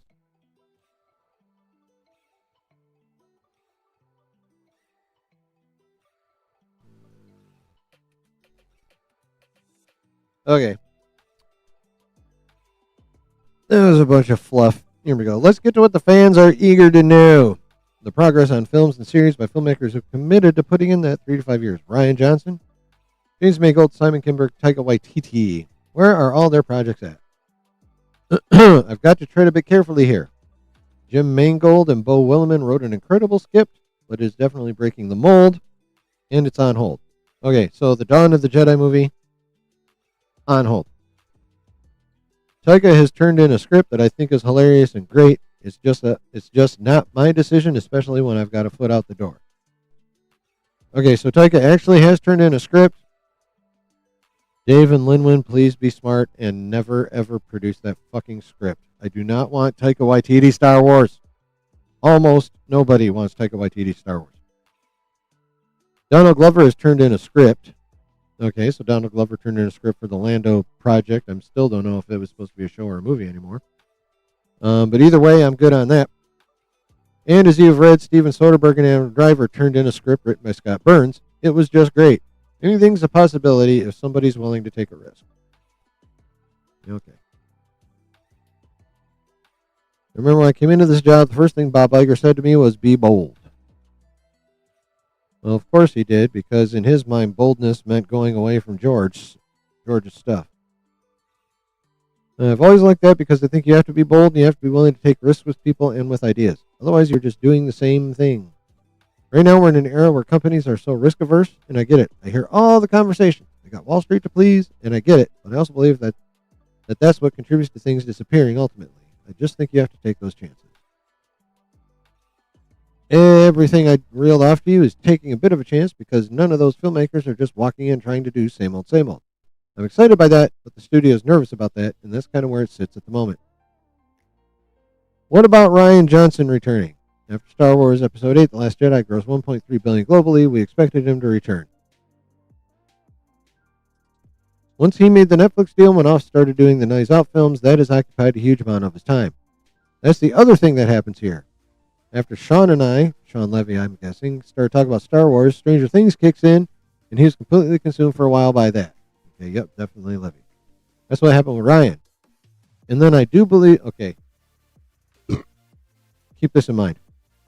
And then I do believe he got spooked by the online negativity. I think Ryan made one of the best Star Wars movies. And that right there is a fireable offense. He's a brilliant filmmaker, and he got spooked. This is the rough part. When people come into this space, I have every filmmaker and actor say to me, what's going to happen? They're a little scared. Here we go. So Rian Johnson saw this.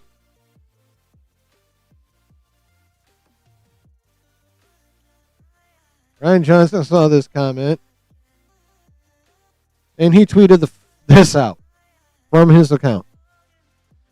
LOL, zero spooked. Sorry.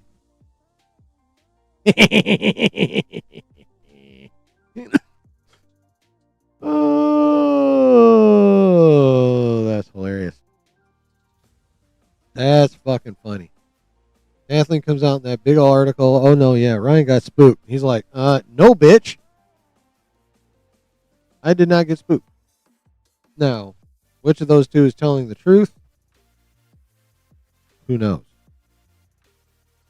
He may have got spooked for realsies, or he may not have.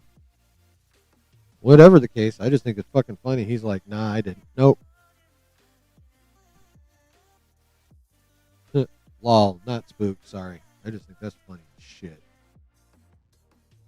Alright. We continue.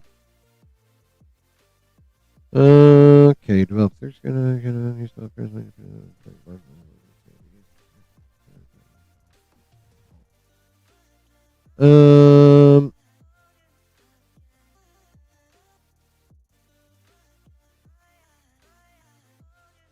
All right. Okay, so basically asking about what she says to newcomers to Star Wars about, like, basically criticism and shit. I'm honest, especially with the women that come into this space because they unfairly get targeted. I don't try to sugarcoat it, and I emphasize that it's a very small group of people with loud megaphones. I truly do not believe that it's the majority of the fans.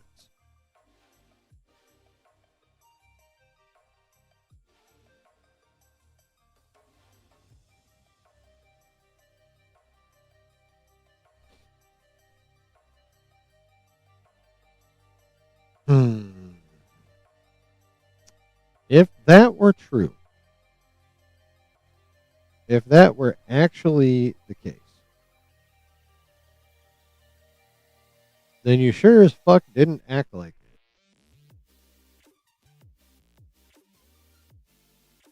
By when clapping back at what should have just been aimed at the chuds, you broad blanketed that. You created a culture at Lucasfilm where any and all criticism was treated as criticism from that group of fuckwads. So, if you don't believe it's the majority of the fans now, You definitely did then. Or at the very least, you very hypocritically did not act like it. You painted with a very broad brush when it came to how you dealt with criticism. A very broad brush for someone who believes that it was a very small percentage of people just being loud. So I'm not kind of. I'm calling bullshit on that. Calling bullshit on that.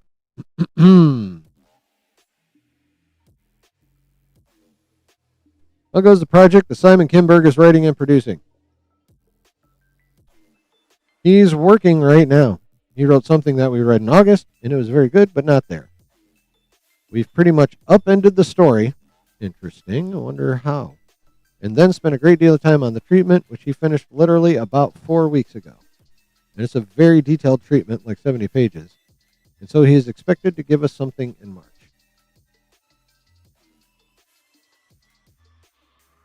Okay.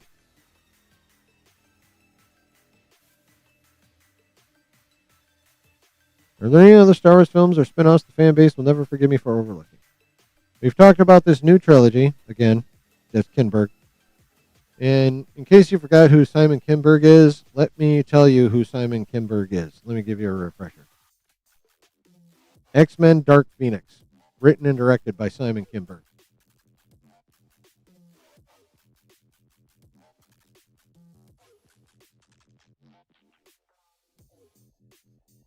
Who is now, at a minimum, writing a new trilogy for Star Wars. Okay. Just so, in case you forgot who Kinberg was, that's Kinberg. X-Men Dark Phoenix. Right, so we've talked about this new trilogy and then the things that you mentioned. Mangold's is really on the back burner, as is Soderbergh. I thought Iger killed it. She's saying it's on the back burner.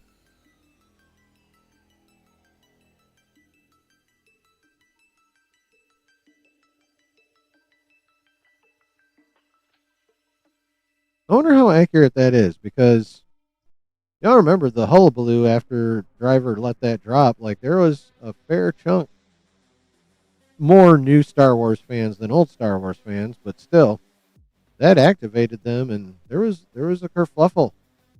People, they managed to get it trending a bit with, getting the shit going on social media for the hunt for Ben Solo. And he said Iger killed it. But Kathy says it's just on a back burner. Could we actually get that movie down the road?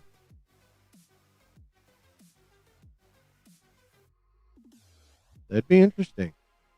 I wouldn't be mad at that. I think the ones by Taika and Donald are still somewhat alive. Well, if any needs to be not alive, it's those two.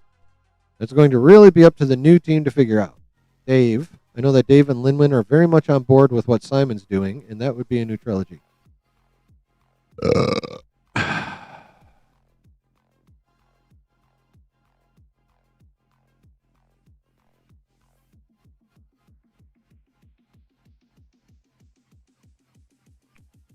Well, that ain't good news. I do not want Dave to be on board with Simon's trilogy. I want Dave to announce on Monday, since Kathy will be officially gone, that he said, I know you've all been reading about how Simon Kinberg is working on a project for us. That is no longer the case.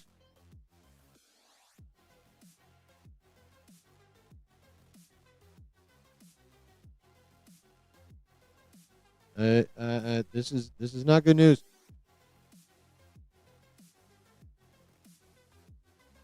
Not good news. And the timeline of things that takes you well into 2030 plus, so that's really what's up next. Which of these? Okay, here we go. Which of these will you produce? I'm open to producing any of what it is they need. Certainly in the things I've been involved in, and the filmmakers I've been working with, I'd love to see those through if I could. but I'm not mandating any of that. Okay, well, that's good. I'm generally trying to support the new team that's coming in and encouraging them to make the decisions. They need to. You've got to be on board to drive these things, and so I'm really encouraging them to do that. Okay, I have no argument with that at all. Seems much better than many situations where leadership in the long run, those remain turned into Game of Thrones thing. Now, clear measures of you don't want to. Okay, that's, yeah, personal shit. More personal shit. More personal shit.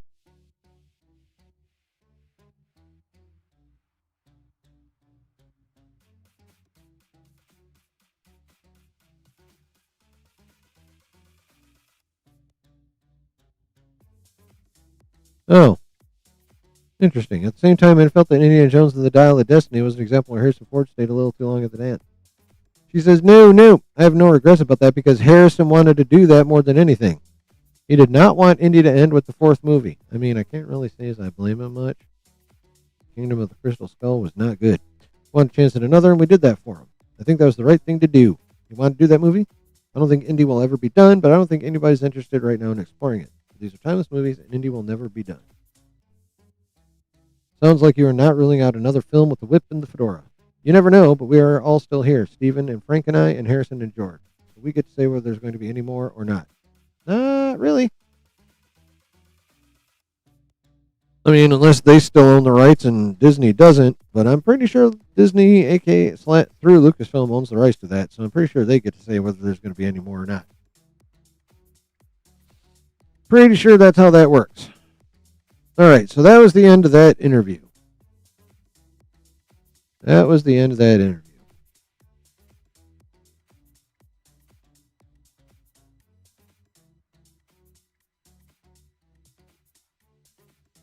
And a couple more little thingies here and there, and then we'll get into, like, you know, speculation, projection, postulation, all that shit.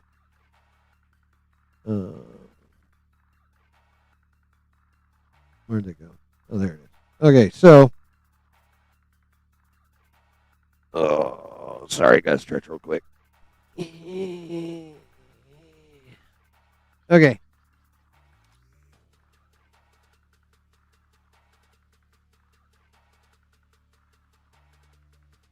So RPK's dropped a little bit of news. According to RPK, Lucasfilm has supposedly met with Angela Bassett for a role in a Star Wars project. It's not been specified if it's for a movie or show. Well, I'll tell you what, chat. I don't know about y'all, but I'm an Angela Bassett fan. I have been for a long time. I think she's a damn fine actress. I enjoy watching her perform. And I'd be down to see her in a Star Wars project. I have no idea what kind of role they put her in. Damn it.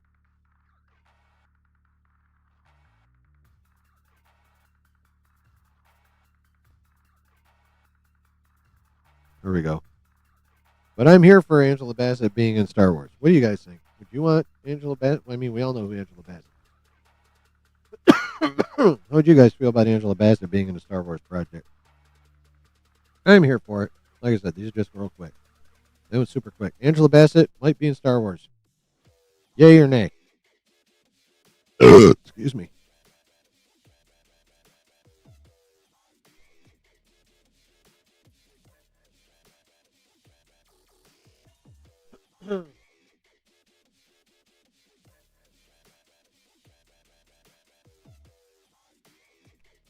Cool, not cool, don't care.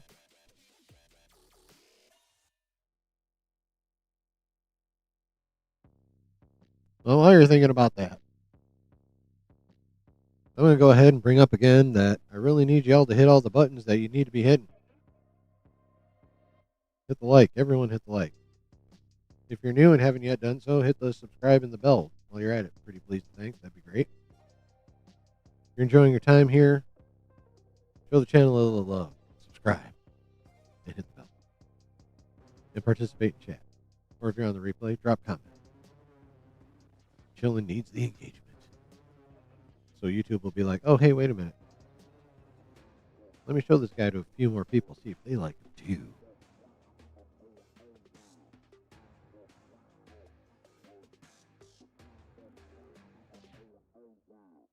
All right. Other little tidbit from RPK. Lucasfilm has supposedly met with director Peyton Reed about possibly directing a Star Wars.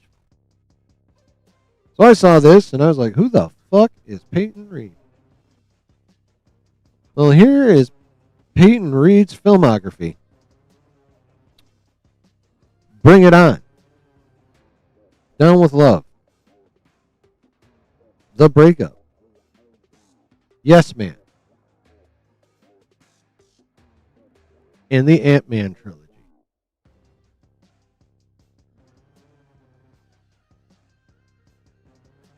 I don't know about y'all, chat, but I'm good on Peyton Reed.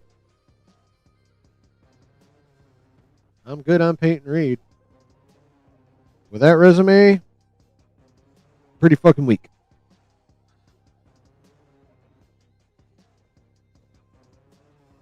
I have no idea what on that resume makes anyone at Lucasfilm think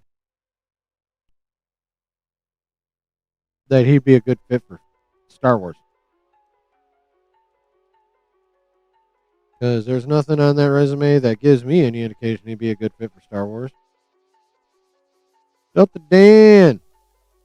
You're a little late. What did you miss? Some digressions, some Marvel shit, and then obviously Kennedy. She gone. Mostly that.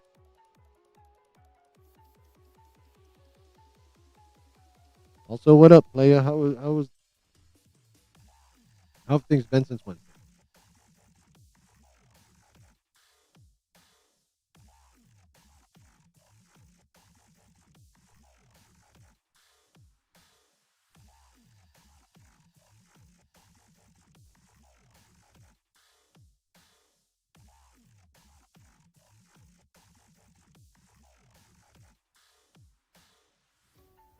Okay. So one more fun bit about this, and then we'll start talking details and speculations and shit. Can't remember who brought this up.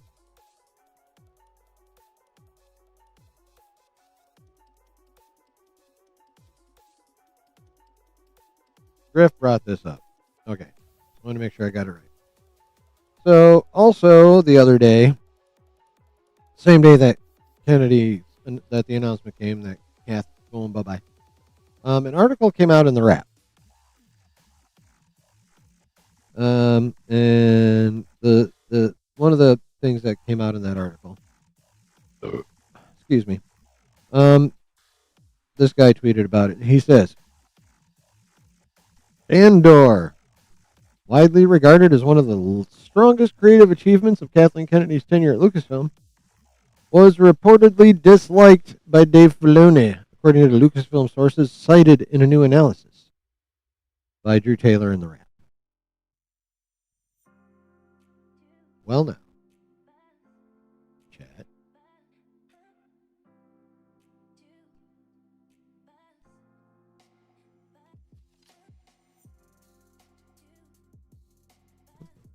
Oh.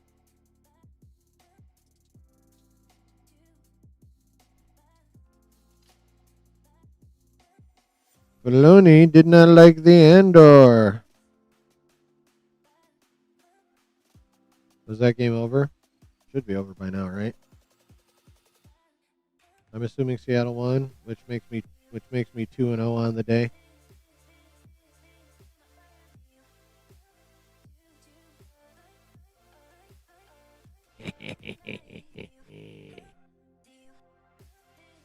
Two and 0 on the day, baby. All right. So so the same day the Wrap comes out, and in part of their article, Lucasfilm sources, they use the word sources plural, told the Wrap, Niners injuries, we had 0 shot against that defense. I mean, that's fair.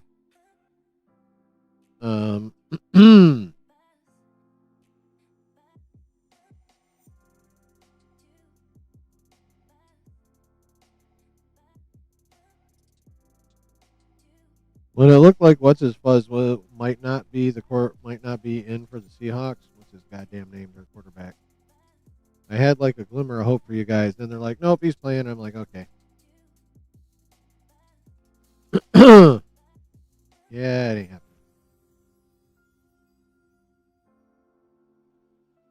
Yeah, so multiple sources told the rap. Filoni no likey Andor. Which I say both good and Kendall was happening.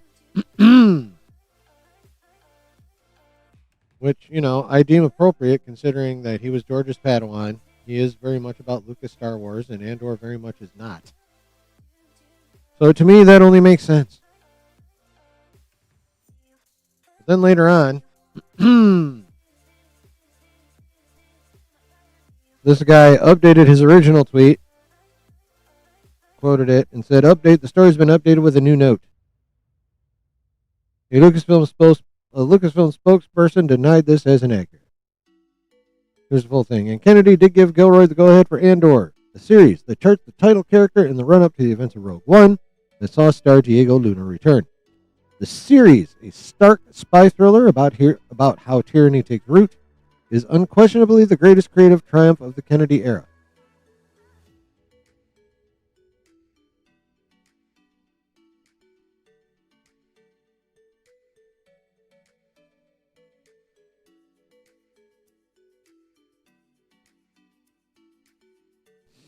It was also, according to an individual who worked inside Lucasfilm, a series that Filoni disliked. A Lucasfilm spokesperson denied this as inaccurate. Well, as I was saying before we got this update, or I guess honestly and more specifically before I acknowledged the update,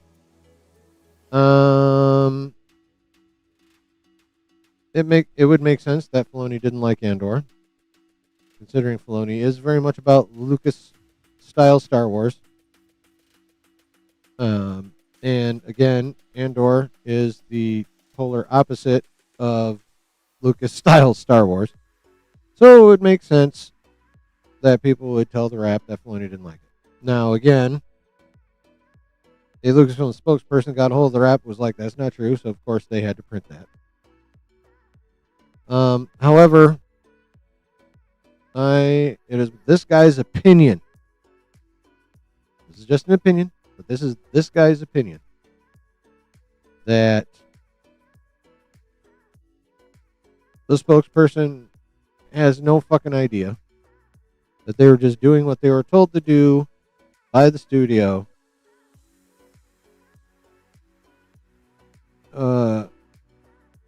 in order to not start off looking like a bunch of dumbasses, even though it didn't matter if a spokesperson came out and denied it. You're still going to look like a fucking dumbass.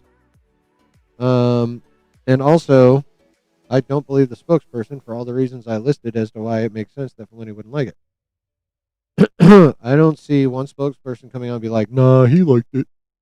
Going to convince me that Filoni's mindset would allow him to like it. If he is truly a Padawan of George Lucas, and he is truly all about Lucas-style Star Wars, then he would have to not be about Andor. Because Andor is the opposite side of the coin to Lucas Star Wars. If you want to throw everything on the same Star Wars coin, there's Lucas style, and then there's Gilroy style.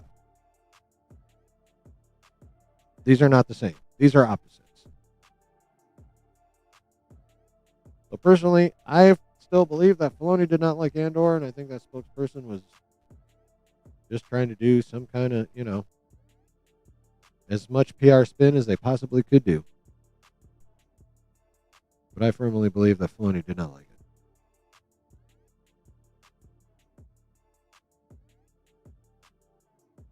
All right. Chat, that is all the info we have to hand, or at least all the info that I chose to find. So, with all that info, You only like the last 5 episodes of Andor? Yeah. Like, look, when it comes to Andor specifically, as a TV show, outside of some way too often occurring pacing issues, it is a very well crafted, well produced, well written, again, aside from pacing issues. It's just an overall finely crafted TV show. Like I'll never if you know I will never argue that point with defenders of Andor. Like if they want to talk purely about the quality of the show, I'm not going to argue with them about that. It was a very well constructed TV show. Very well written, very well acted, very well shot. Some of the props were kind of lame, bricks and screws, but y'all remember that shit? Fucking bricks and screws. Oh, the glory days when Nerd Theory was still awesome. Yeah, you know, with a few hiccups here and there, you know, it was a finely crafted TV show. But it's not Star Wars. It was a finely crafted TV show that they slapped a Star Wars sticker on.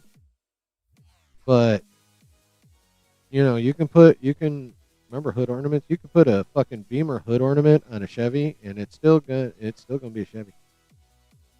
You can put a Star Wars sticker on Andor and call it Star Wars, but it's not.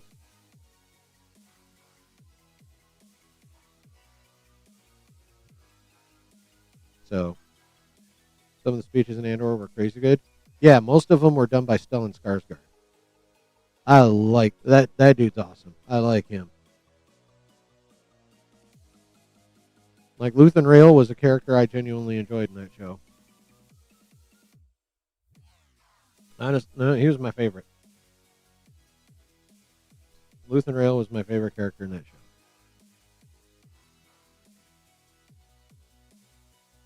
And I liked the psycho blonde Imperial chick. I didn't like Serial, but I liked the blonde chick. I thought she was fun.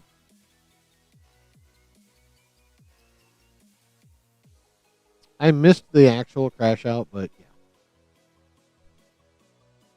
Or I don't remember the actual crash out. But yeah, there. Like I said, it's a well done show, and there were aspects of it I thoroughly enjoyed, characters and shit. But it's not Star Wars.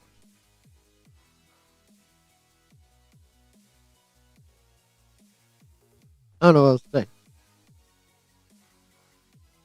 So, but yeah. So now that we have all the info, chat, it's time to do a little speculation, a little prognostication. Lou. Actually, you know what, chat? I'm inspired by Lou's arrival. Since we are moving in past the info phase into the yapping phase, I'm going to ingest some more Irish cream. Can't remember what toast I said the first time, so I'm going with My Heritage Roast.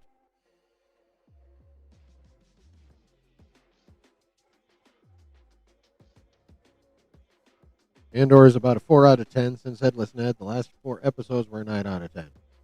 You're talking like of the whole series? I'm inclined to agree. Those were pretty good. But even with them putting in a pseudo-ish Force user, it's still not Star Wars.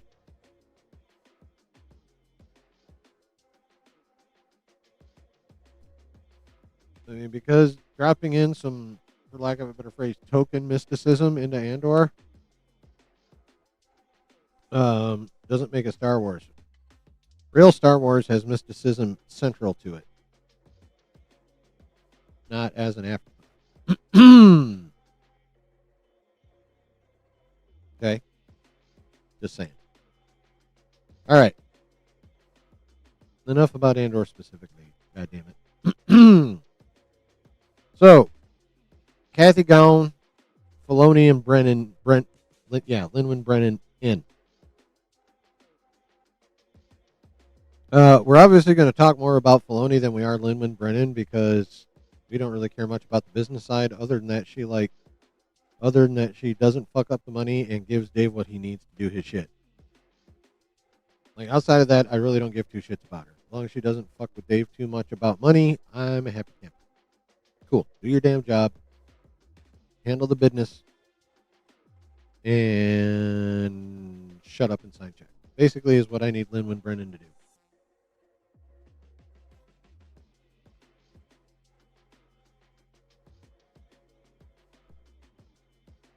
No. Empire versus Rebels is not something that is exclusive to Star Wars. That is sci-fi. A lot of sci-fi. Like Warhammer. Horus Heresy, the Imperium versus the Traitors.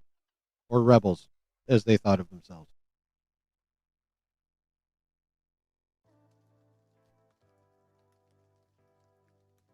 So that's why Andor thought it could try and call itself a Star Wars movie or a Star Wars show, because it's Empire versus Rebels. Problem is authoritarian government versus rebellion is not an exclusive thing to Star Wars. It's a widely used trope in all kinds of genres: sci-fi, fantasy, just fucking regular ass wars on Earth, that kind of thing. So, sorry, but love you, Icarus, but nope. That is patently untrue.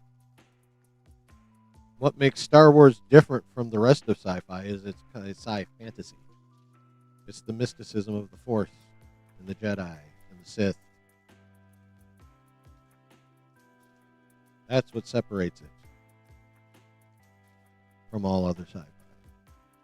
So if you take that out, it's not Star Wars anymore. It's just another sci-fi show about evil government and the rebellion fighting it.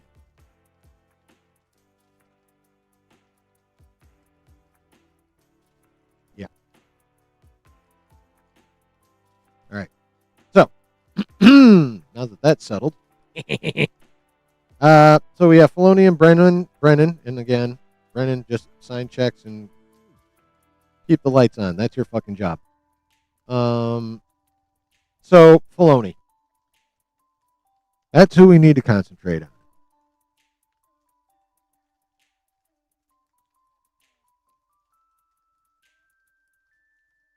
I can say it's not Star Wars because it doesn't concentrate on the core aspect.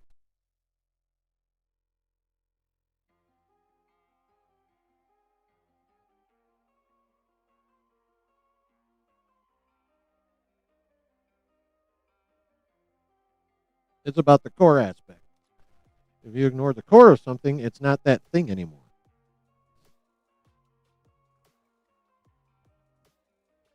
As contextualized from a mystical aspect.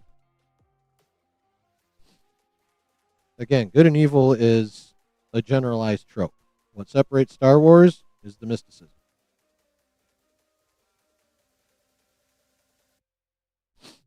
Like, good and evil applies to, like, all genres. Bad government, rebellion, all genres. Mysticism does apply to all genres, but it's not necessarily at the core.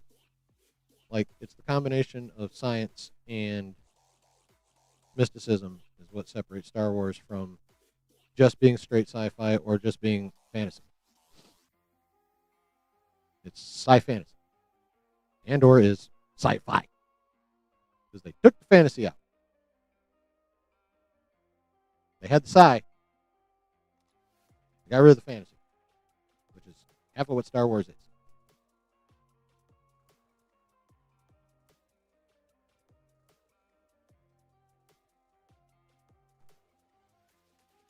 No more excuses for Filoni? True that. So yeah, so we have Dave Filoni. Lucas devotee. Good thing. Very, very good thing.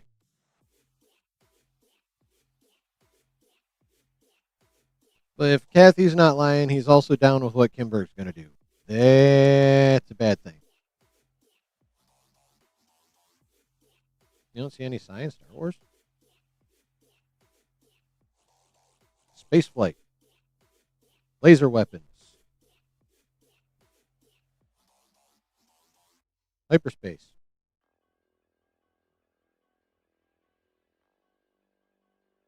speeders, things that hover, aliens.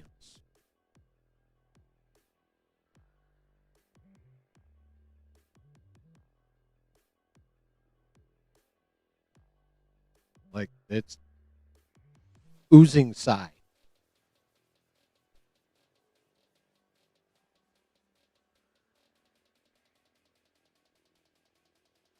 What, the hyperdrive not explained? Who cares?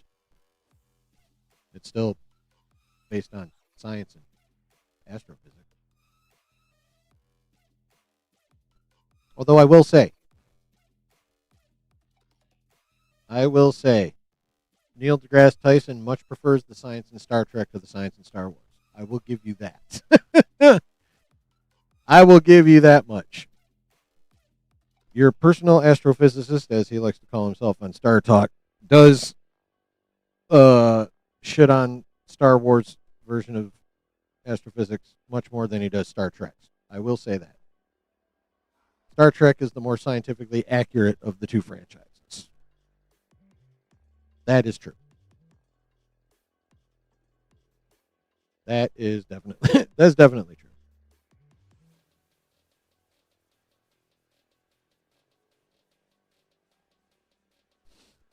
So, yeah, you I can't argue with you on that one. Not even a little bit. Right. Anyway, Filoni. Is Filoni the creative that can bring Star Wars? Well, first of all, is there any way at all possible at this point in time, chat,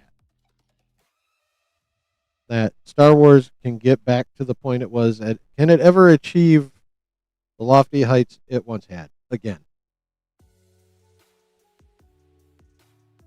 We're not talking about just making some kind of comeback. Is it at all possible, whether through Dave or somebody else, just in general? Do you guys think is at all possible that Star Wars can regain all of the strength it once had? Doesn't matter under whose hand. Is that even possible at this point, you guys? That's question number one.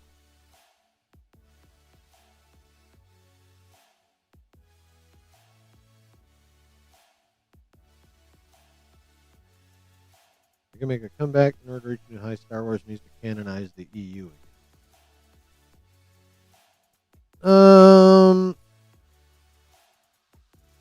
I don't think recanonizing what they now call Legends will do shit. Like, was it a dumb idea to do that to the EU? Yes. Would that make any real difference changing it now, 14 almost years later? I don't think so. I really don't think that would have any kind of effect at all. I mean, people who loved the EU still loved it when it was called Legends. They just thought it was bullshit that, Disney took it to that spot. But yeah, I don't think recanonizing books is going to do much. Retcon the sequels. Don't see that happening.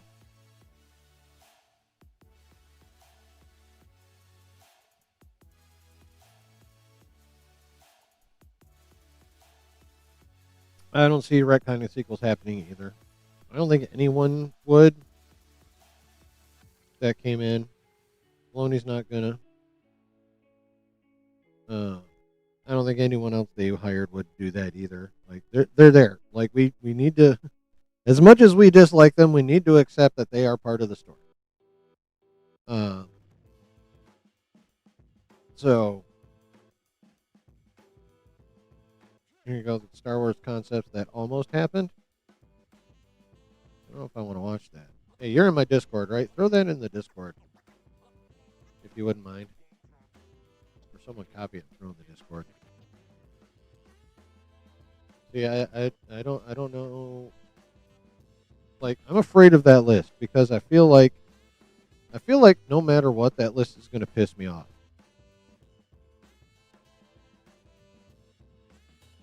And here's why I think that no matter what's on that list is going to piss me off. If cool shit's on there and we didn't get it, that's going to piss me off. If it's lame shit, I'm going to be pissed that like it even came close to happening.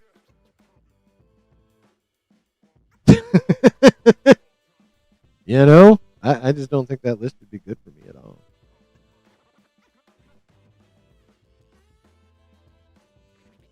Thank you, appreciate that, man. Well, I'll tell you what, chat. Star Wars may or may not be permanently cooked,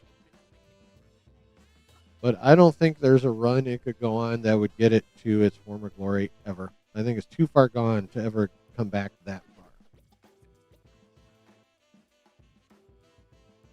Now there's some whack ideas from George. Yeah, well, George ain't perfect.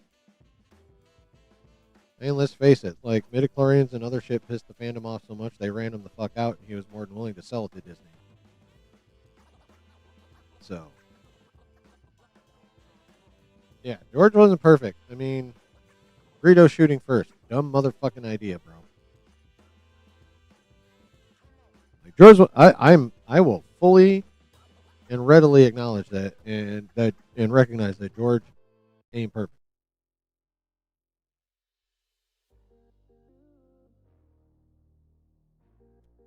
But I also think that like no one should be able to seriously say that Disney Wars is better than Lucas Wars.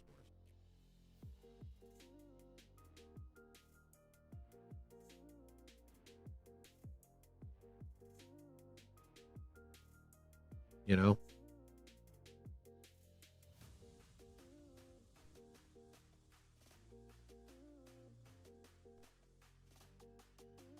About Clone Lando. Man, shut up. Clone Lando. No, thank you. All right. So, yeah, I don't think Star Wars will ever achieve its former glory. Too far gone. I do, however, believe it can get a fair chunk of it back if things are handled correctly. I think that is possible. I think it come back to a level is possible. But back all the way back to its former glory, nope. I do not think that is possible. So the question then becomes not can it come all the way back? No, it can't. Can it come back at all? Yes, it can. So if we can agree that it can come back even a decent amount,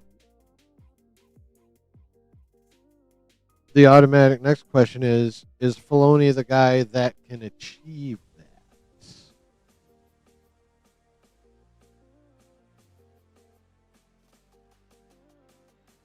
Is Filoni the guy that can achieve a significant level of comeback for Star Wars?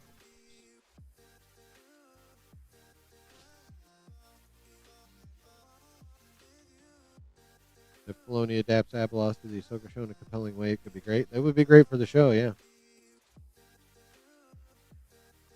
If he can not make a whack-ass ending, that would be great. Because he failed to not make a whack-ass ending with Ahsoka Season 1. Episode 7 or 8 were booty cheeks. 1 through 3, good. 4 through 6, fucking peak. 7 and 8, Ooh. Not good at all. Took what could have been a 9 show to a 7. Those last 2 episodes hurt. They hurt. They hurt bad.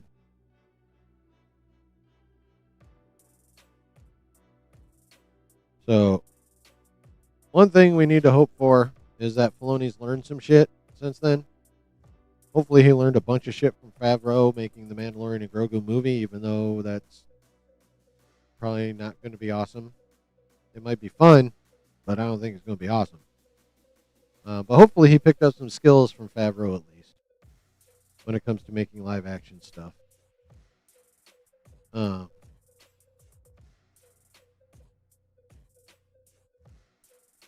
But, you know, Dave is an animation guy. Clone Wars, pretty dope. Rebels, pretty dope. Tales of the Jedi, pretty dope. Tales of the Empire, pretty much a fail. What was the last one called? Was it called Tales of the Underworld? It was basically Tales of the Bounty Hunter, but was it Tales of the Underworld? That one was pretty cool. Wasn't as good as Tales of the Jedi, but is definitely better than Tales of the Empire. So, Filoni's animation track record ain't perfect, but it's pretty fucking good. He's an animation guy. Now, the sensibilities that you use when making animation are not the same as they are when you're doing live action. And Filoni's lack of understanding of that was very apparent in those last 2 episodes of Ahsoka Season 1. But yeah, a little bit of concern there. We can hope, that he learned, rebellions are built on hope. We can hope that Filoni learned how to do live action a lot better when he was working with Favreau.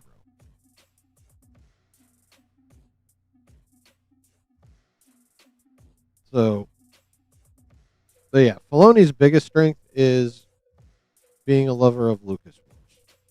That's his biggest strength. But he does have weaknesses. 1, live action. 2,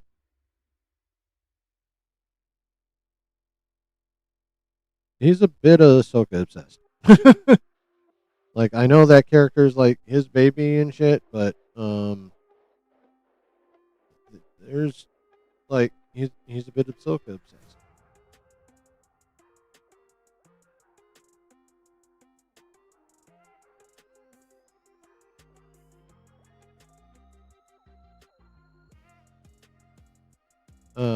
And his last big weakness is if Kathy's accurate and he's down with Kimberg, that means he is still down with Rey.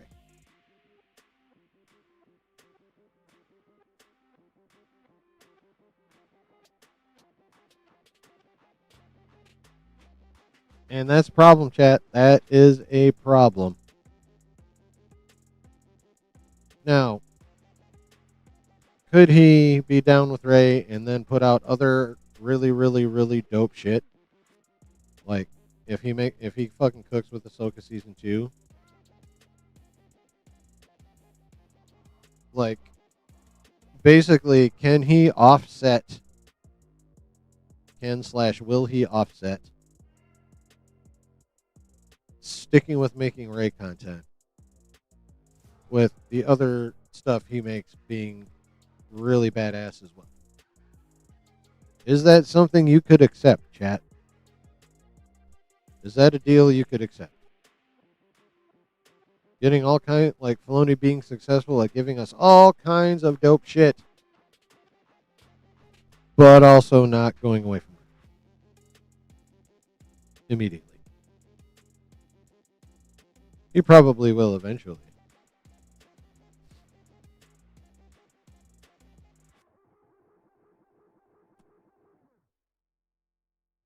I think if Dave Filoni makes Rey really compelling, I'm all for it. The more the merrier. I mean, but do stick to what is core to Star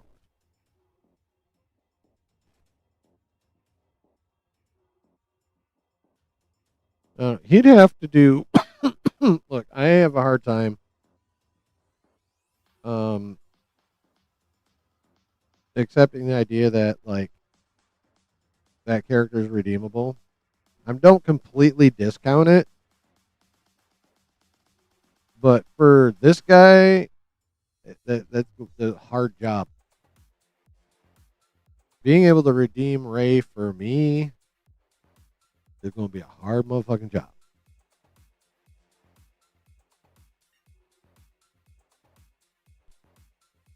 I'm honestly not sure if Filoni's capable. I don't know if anyone's really capable of that, but I'm not gonna.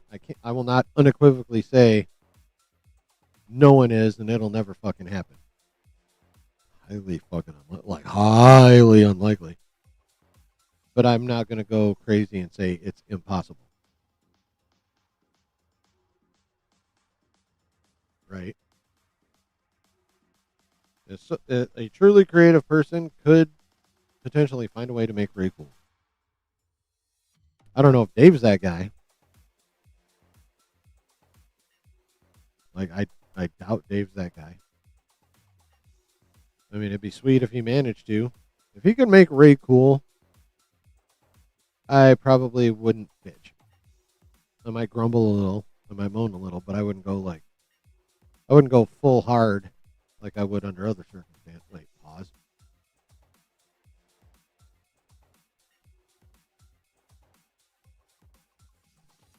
Let me rephrase. I wouldn't shit on him anywhere near as much as I would under other circumstances. If he can find a way to make Ray, like, actually bordering on cool. And less like an OP Mary Sue. And mature her character up some, too.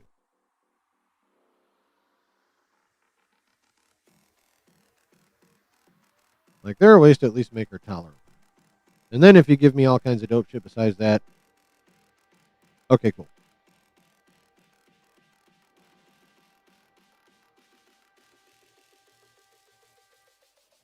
So, I don't know if Dave would do that. I don't even know if he's capable of that. But I will say it'd be cool if he at least tried. You know, in this case, I'll take a signal. Even if he can't accomplish it, I will take a signal that he would like to. Because that would be, it'd be an acknowledgement that he understands that there is an issue. Right? If he at least made an attempt, that would be a signal that that he realizes there's an issue with that character. Now, again, if whether he can pull it off, mostly doubt it, but so yeah, Dave has his weaknesses. But again, his greatest strength is his love of Lucas style Star Wars. So I think one thing we can count on from Dave is while he may probably will stick with characters that we're not uber fond of, at least when he's messing with those characters, we're going to get a true Lucas Star Wars feel to the project that lame ass character is in.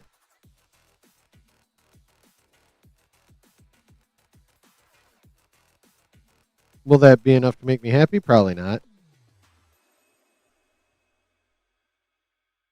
With said project, just that alone, no, is not enough.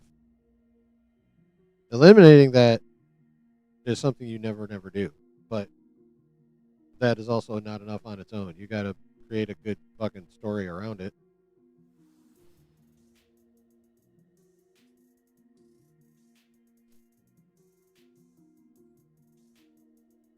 Like that's still a necessary component. You got to have the core values, but you also got to be able to like take that core and build something good around the core. That's also necessity.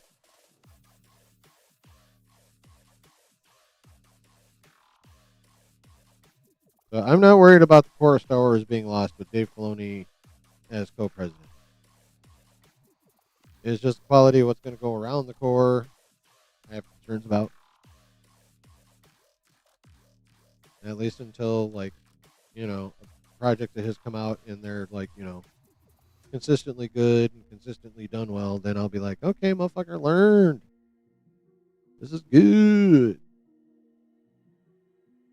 Yeah, if Dave can learn how to cook in live action as well as he can cook in animation, Star Wars will definitely begin a comeback. That comeback will be hampered again by him probably not going away from Rey. So until he gets past what I'm assuming he feels he owes to Kathy in terms of Rey content, once he gets past that, I think the pace of the comeback will increase. Again, assuming he's cooking.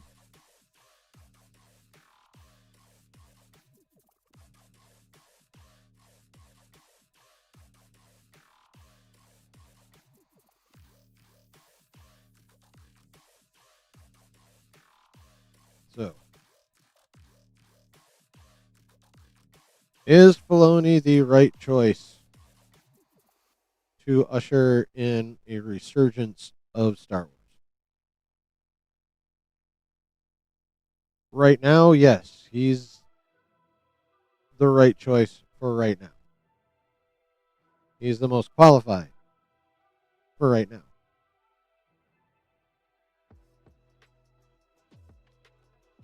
He's the best option we have creatively right now. Now, could he bring someone up who is a good mix of loving Lucas but also capable of like putting together dope ass stories in, say, an era set long into the future with all original characters and stories, but still with a deep abiding love for Lucas Star Wars to where the core values never go away, where it's still sci fantasy. We still have the Force, we still have lightsabers, we still have pew pew, but in a different setting with different people, but still done just as well. I think that is the key. Honestly, he should just not fuck with Rey, but I think that's going to happen. I think we need to brace ourselves for it. We need to brace ourselves for a Rey trilogy written by the guy that wrote and directed Dark Phoenix.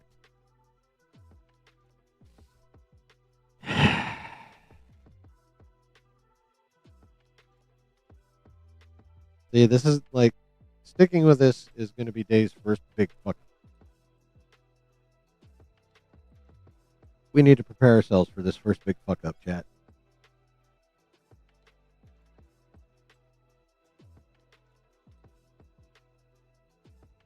And we need to hope that the other projects he chooses to do,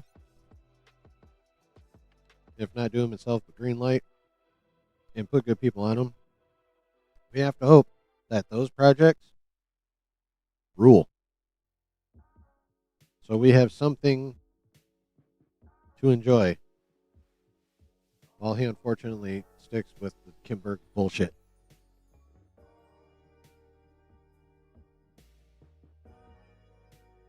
Yep.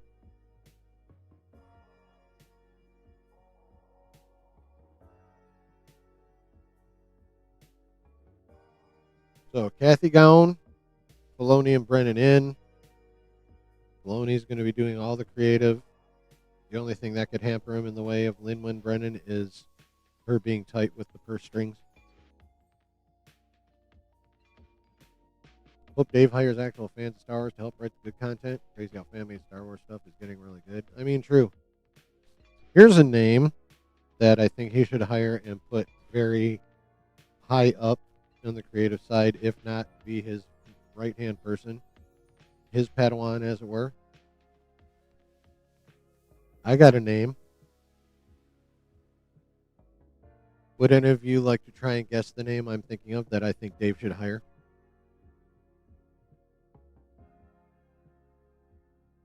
I think you can get it if you think about it for a bit, chat. I'll give you a little bit. Who do I think Dave should hire to basically be his right hand?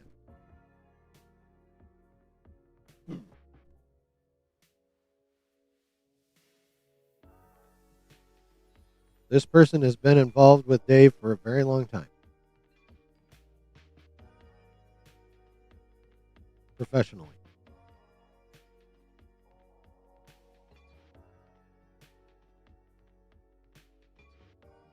Anybody?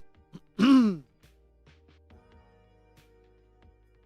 Mandalorian guy, Favreau. No, Favreau is gone as soon as his contract's up. He's done with Luke.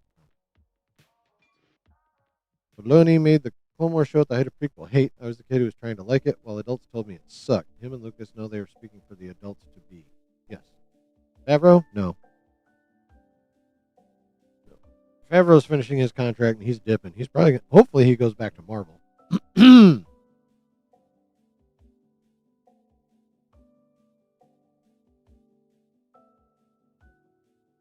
Like real talk.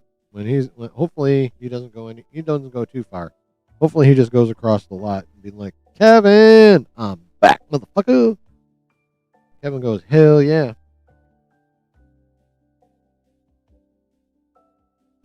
Travis says, as someone who hated The Rise of Skywalker did not acknowledge that error is to assume that there are no kids who will grow up loving the sequel characters. Filoni isn't about that. I'm not saying there are no kids. I'm sure there are kids. Matter of fact, Rob, my best friend Robert Naples, when he pops in the chat when he can, his daughter loves the sequel trilogy.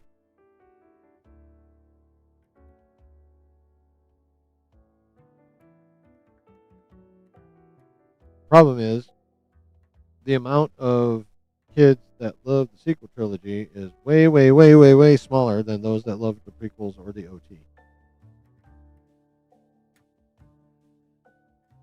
Mostly because parents probably didn't take them to see Rise after fucking TLJ. This is people are better than their worst moments. Characters are worth more than their bad movies. If the character itself is good, yes. But Rey's not even written well.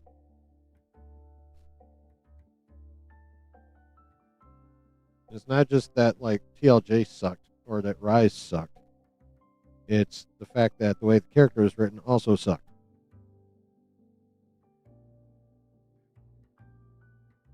Yeah. That's a bigger problem than a bad movie. When you have bad characters in a bad movie.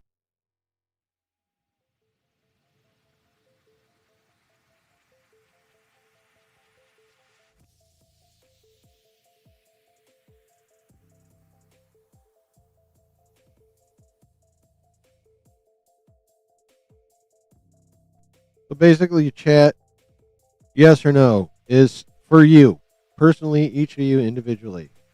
Is Star Wars? Oh, by the way, the person I'm thinking of is Sam Witwer. Almost forgot. I didn't tell you what I was thinking of. Sam Witwer, voice of Maul, voice of the Sun. Star Wars devotee since the Clone Wars when he was Maul and the Sun. Massive Star Wars nerd and Lucas devotee. Dave should hire Sam Witwer to be his right-hand man.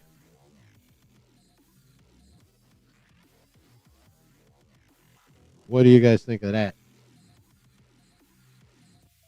How'd you feel about Sam Witwer rolling up in that shit? Brooke likes it.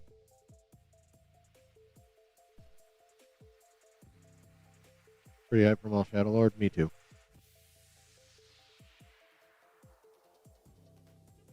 Yeah, I agree. Witwer is dope. I definitely think Dave should hire him. Oh, that's right. Force Unleashed game as well. I mean, even if he doesn't make him his right-hand person, he needs to hire him and give him some measure of power. The homie in that's way too OP. They'll never bring him into live action.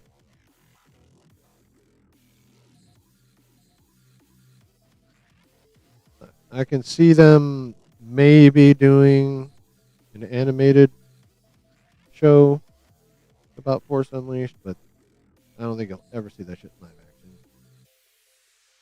The headless one is down for some Witwer. I wonder if any of the guys playing Rivals right now. I wonder what you guys are thinking.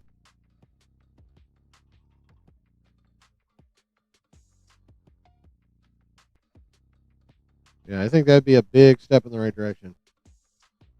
Hiring Whitmer and giving him some authority.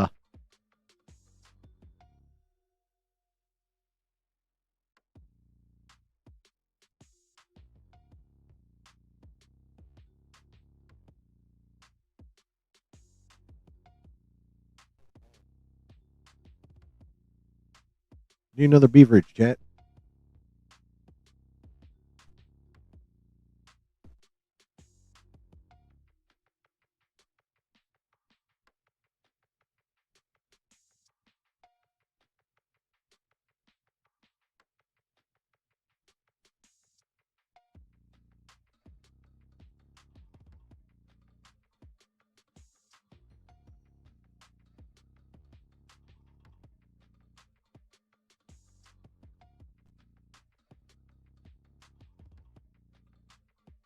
Knocked everything all weird. Whoops. You're on Rivals. You're just fucking ignoring me, you punk motherfucker. What the hell? So, what do you think? Y'all like Whitmer? Whitwer? You don't know Sam, but he seems to be a lot of stuff. Oh, that's right. He was a Battlestar Galactica.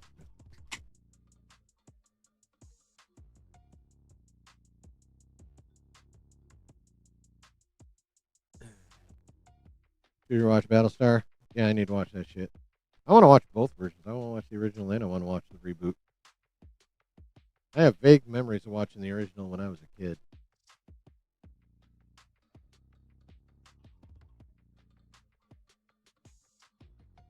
Vague memories.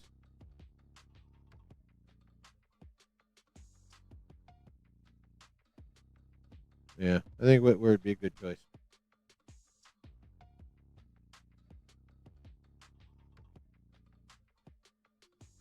All right. Just don't watch BSG 1982. Well, that's when I was a kid. I turned 7 that year. That's the one I'm talking about. That's the one I watched when I was a kid. I didn't watch the reboot. I don't know if I saw all of that when I was a kid, but I do remember watching some of it when I was a kid. Vague memories, but I remember. When they're back on Earth and can jump very high. Oh. When was the actual first one? Wait, was the first one from the 70s? Maybe that's the one I'm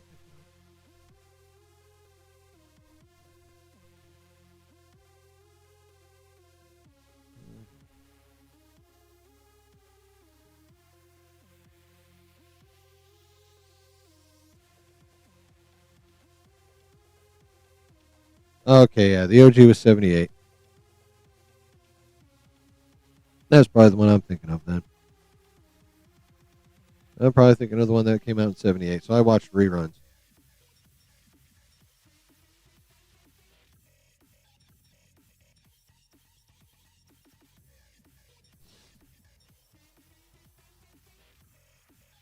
Yeah, it had, the one you're talking about, Brooke, had Katie Sackhoff in it.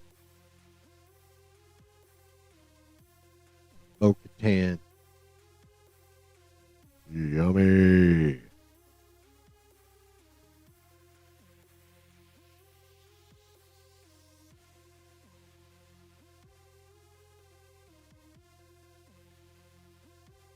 So, chat, I have yapped about this as much as I think I can without continuing to repeat myself even more, and I know I've been doing it a lot already. So, now it's your time. But that also means it's about time to be listening while we play. You just said you weren't fucking playing. What are you playing then if you're not playing Rivals? Multidiskers we are. Yeah, I get it. Boxy became a Treyu. Never-ending story. I don't know who Boxy is. I'm assuming that's a Battlestar Galactica character. Like I said, vague memories.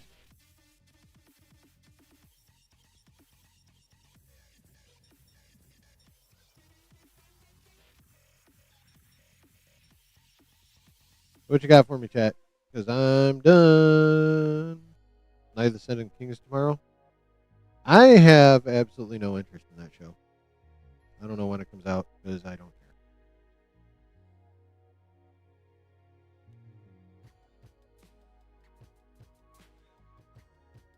I'm not really interested in this in a side story like that.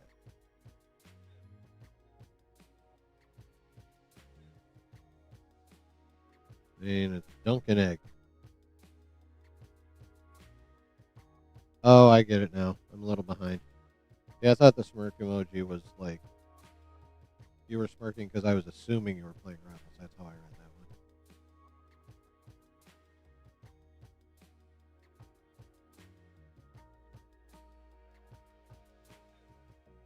one. Never-ending Story is fucking peak, just in general.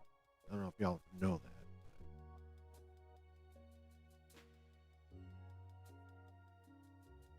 Oh, dude, I'm done. I'm done with Castlevania, Brooke. I'm on to the sequel series, Castlevania Nocturne, and that shit's badass too. That's only 2 seasons though, and I'm a fair chunk away into the second season already. By the time the weekend's over, I will have watched all the Castlevania. Expanse is awesome. I didn't like the ending because I didn't know it was the end. Delta Dan, I'll tell you what. If I recall correctly, I don't think they knew that was going to be the ending. I think they thought they had another season, and they just didn't get it. I think that's why the ending was weird, because it wasn't supposed to be the ending. It just ended up being the ending.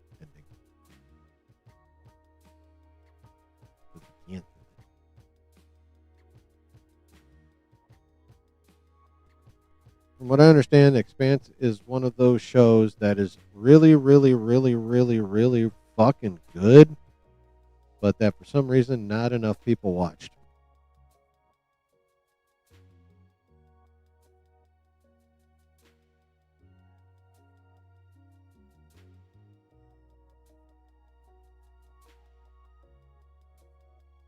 Did you watch Devil May Cry? No, I did not watch that. Like, I'm only just now dipping my toe into, like, and let's face it, I've been told by people I know that are, like, into anime, that Castlevania is not actual anime, but no, I haven't watched that either. Like, Castlevania is basically my first foray into anything even anime adjacent, is the point I'm trying to make. Like, I'm basically, I guess, for lack of a better term, I'm popping my cherry on Castlevania. I mean, Netflix likes to call it Western anime. I won't even give it that much. I'll call it anime adjacent, but I fucking dig it. But that's also what I'm popping my cherry on. Like, this is like my first real foray into anything even pseudo anime. I've been recommended The Legend of Vox Machina after this though. After I know Castlevania. It's made in U.S., so it's Western. Oh yeah, no, I get that. I'm just saying, like, the anime people I know consider that not to be actual anime, even though it's called Western anime. So, since they know way fucking more than me, I'm gonna go ahead and say and just call it anime adjacent. But I dig that anime adjacent shit. Yeah, I was recommended to do Vox Machina next. Mighty 9. Because I like the Castlevania style. You know, there's definitely a lot of anime aspects to it in the animation and in how the story is constructed. And like, I gotta tell you, now you got me yapping about Castlevania, but which is fine. We're just chatting now. Ooh, that was a big old toot. Ooh, that's good too. Anyway,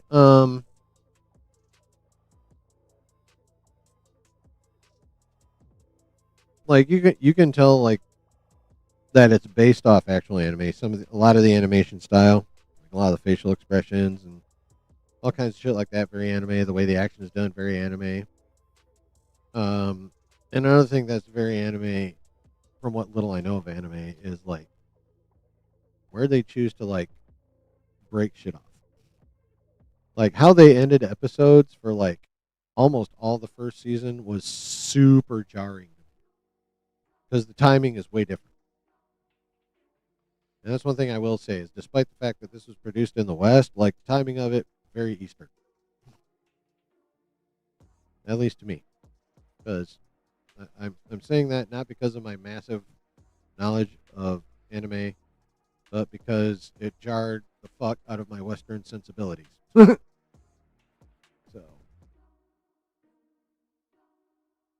Vox Machina and the Mighty Nine are both anime adaptations of Critical Role campaigns.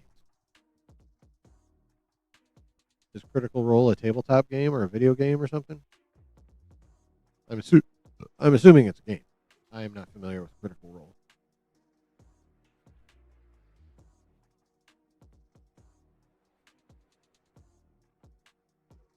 Ugh.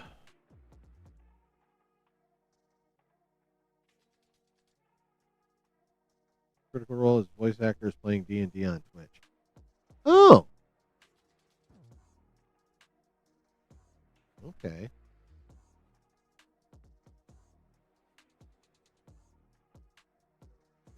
Is Whitwer one of them? I feel like that's something Sam Whitwer would totally do. Like, what kind of voice actors? Like, voice actors I know? Like, just random video game voice actors? I have no idea who they are. Like, tell me more, Icarus. Tell me more. Critical Role became big during COVID. That's not surprising. Considering everyone was locked in, if you wanted to do anything, it had to be over the motherfucking internet, right? Like, COVID was good for some businesses. Streaming and delivery being probably the two biggest.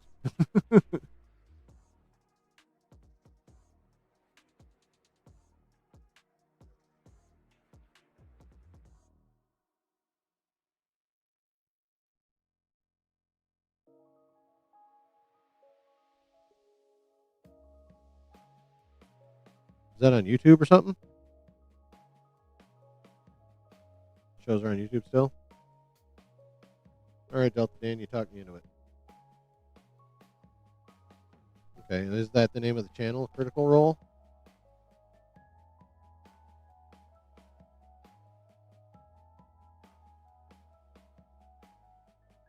Some of them revoicing their characters in Vox Machina. Oh, that's cool.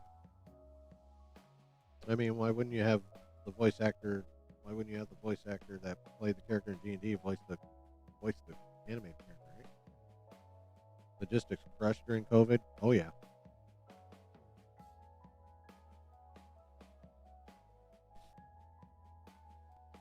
COVID was really good for Jeff Bezos. Critical Role's the YouTube channel. Okay.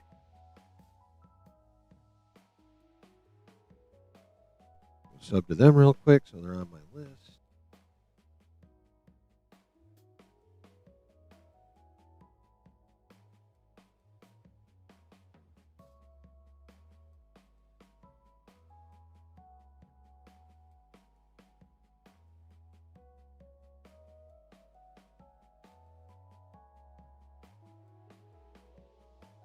$2.77 million subscribers.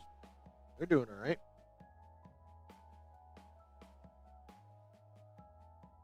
It started in 2012 as a role-playing game between friends. It's evolved into a multi-platform entertainment phenomenon, a variety of shows, including the Critical Role, comic books, led by veteran voice actor Matthew Mercer and composed of other well-known voice actors Ashley Johnson. I think I've heard of her. Marisha Ray, Taliesin Jaffe, Travis Willingham, Sam Riegel, Laura Bailey, and Liam O'Brien. Critical Role takes the honest adventure to the fantasy world of Exandria. Sharing compelling stories from a host of storytellers, including space western, mist, and the chilling horror stories from a secret group of investigators known as Candela Obscura. Candela Obscura. Ooh, that sounds kind of interesting. All right. Subscribe. Bell me, baby.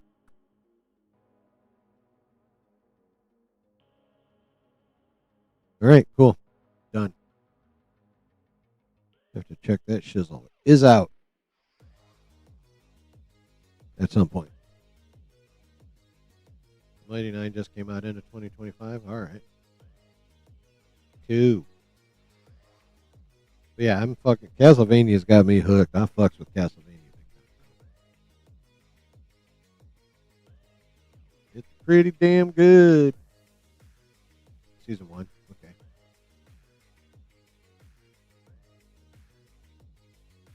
Is that on Prime as well? I know Vox Machina is on Prime. Mighty Nine on Prime.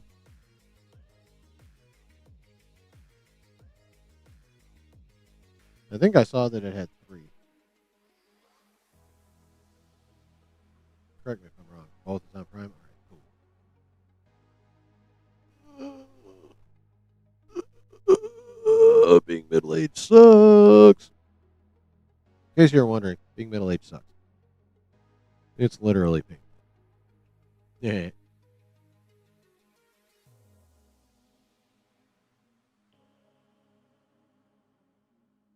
All right, chat. Have I heard about Arcane? Yes, I've heard of Arcane. I've heard good things about Arcane.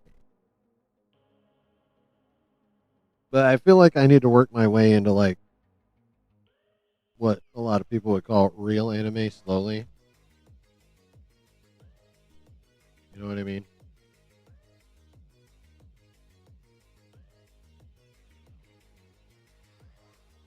That's why I feel like Castlevania is going to be a good entry point for me.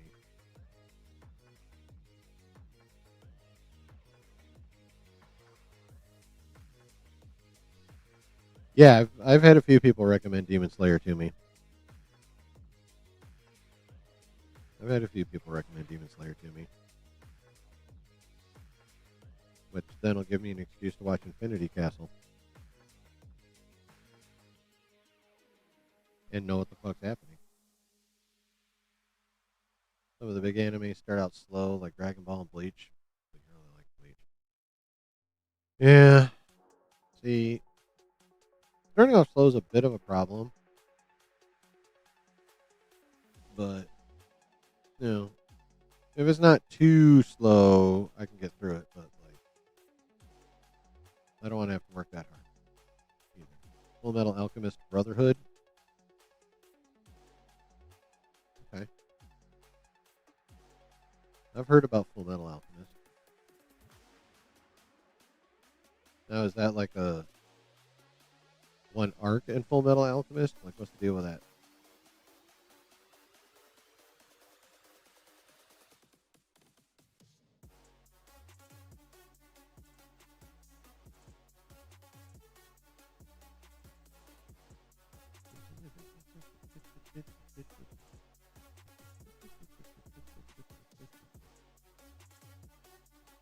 Watch a live action adaptation of One Piece?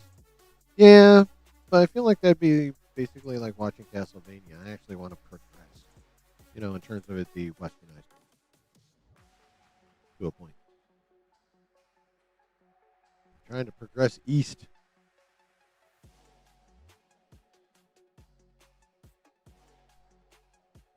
Slowly. Like I said, I got to do it slow. Full Metal Alchemist is just one season, about 50 episodes, while One Piece is 1,000 episodes. Yeah. Yeah, I was talking, actually, I was talking about Castlevania to my stepdaughter and her husband today. They're well, more so Alex. He's much more in anime than Ashley is. But yeah, I was talking to them about that. They were telling me about One Piece. It's got a lot of episodes.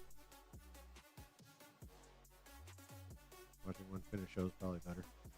Yeah, I think Castlevania is pretty much done.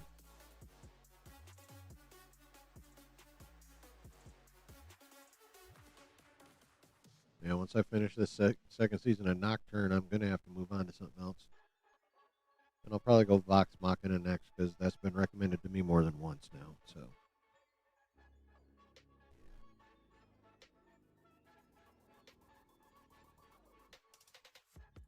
all right, y'all. I'm going to get the fuck on out of cheer. Heard good about Cyberpunk Edge Runner 2. Okay. Wasn't it though, Brooke? It was pretty dope. All right. I don't know, y'all, but I'm going bye-bye now. Hope you guys had enjoyed the stream. I enjoyed being here. I enjoyed yapping. I enjoyed hanging out with y'all. Thank y'all for, choosing to hang out here on a Saturday night. well, anytime you choose to hang out here, I'm very, very grateful. Because there are plenty of other things you could choose to be doing. But you chose to click on this here stream. Either when it happened or on the replay. So thank you for clicking. Thank you for watching. Thank you for being part of this community. Thank you for just being dope-ass motherfuckers. Come on back Wednesday night at 9. And if you didn't hit any buttons on the way in, hit them on the fucking way out. Pretty please and thank you. Hope you enjoyed yourselves, guys. Hope you enjoyed the stream. Have a good beginning to your week. We'll see you Wednesday.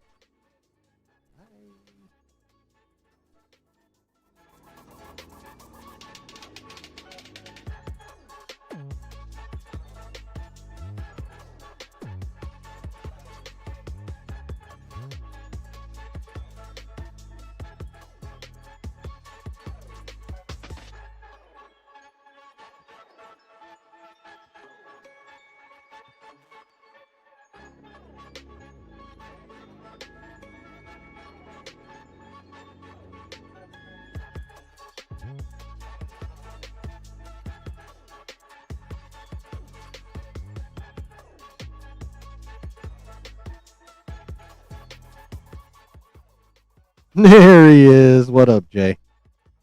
How you doing, brother? You feeling any better yet?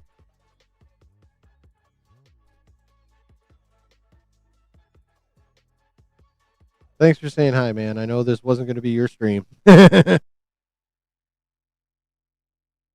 thanks for coming in and saying howdy. Appreciate you, man.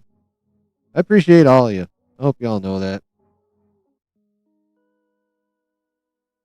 I do appreciate you guys choosing to hang here with me is a little crazy, but we're all nerds, so that means we're all a bit crazy anyway. But again, time's precious. You could be doing anything right now, but you made like a legit conscious choice to come here and hang out, and I will never not be grateful for that in large amounts. So thank you very much for hanging. Hope you had a good time. And come on back Wednesday night at 9. We'll talk about whatever the fuck happens between now and then. All right? Have a good beginning to your week. And we'll see you back here on Wednesday. But until then, wherever you're at and whoever you're with, always keep it nerdy. Much love, y'all. Peace.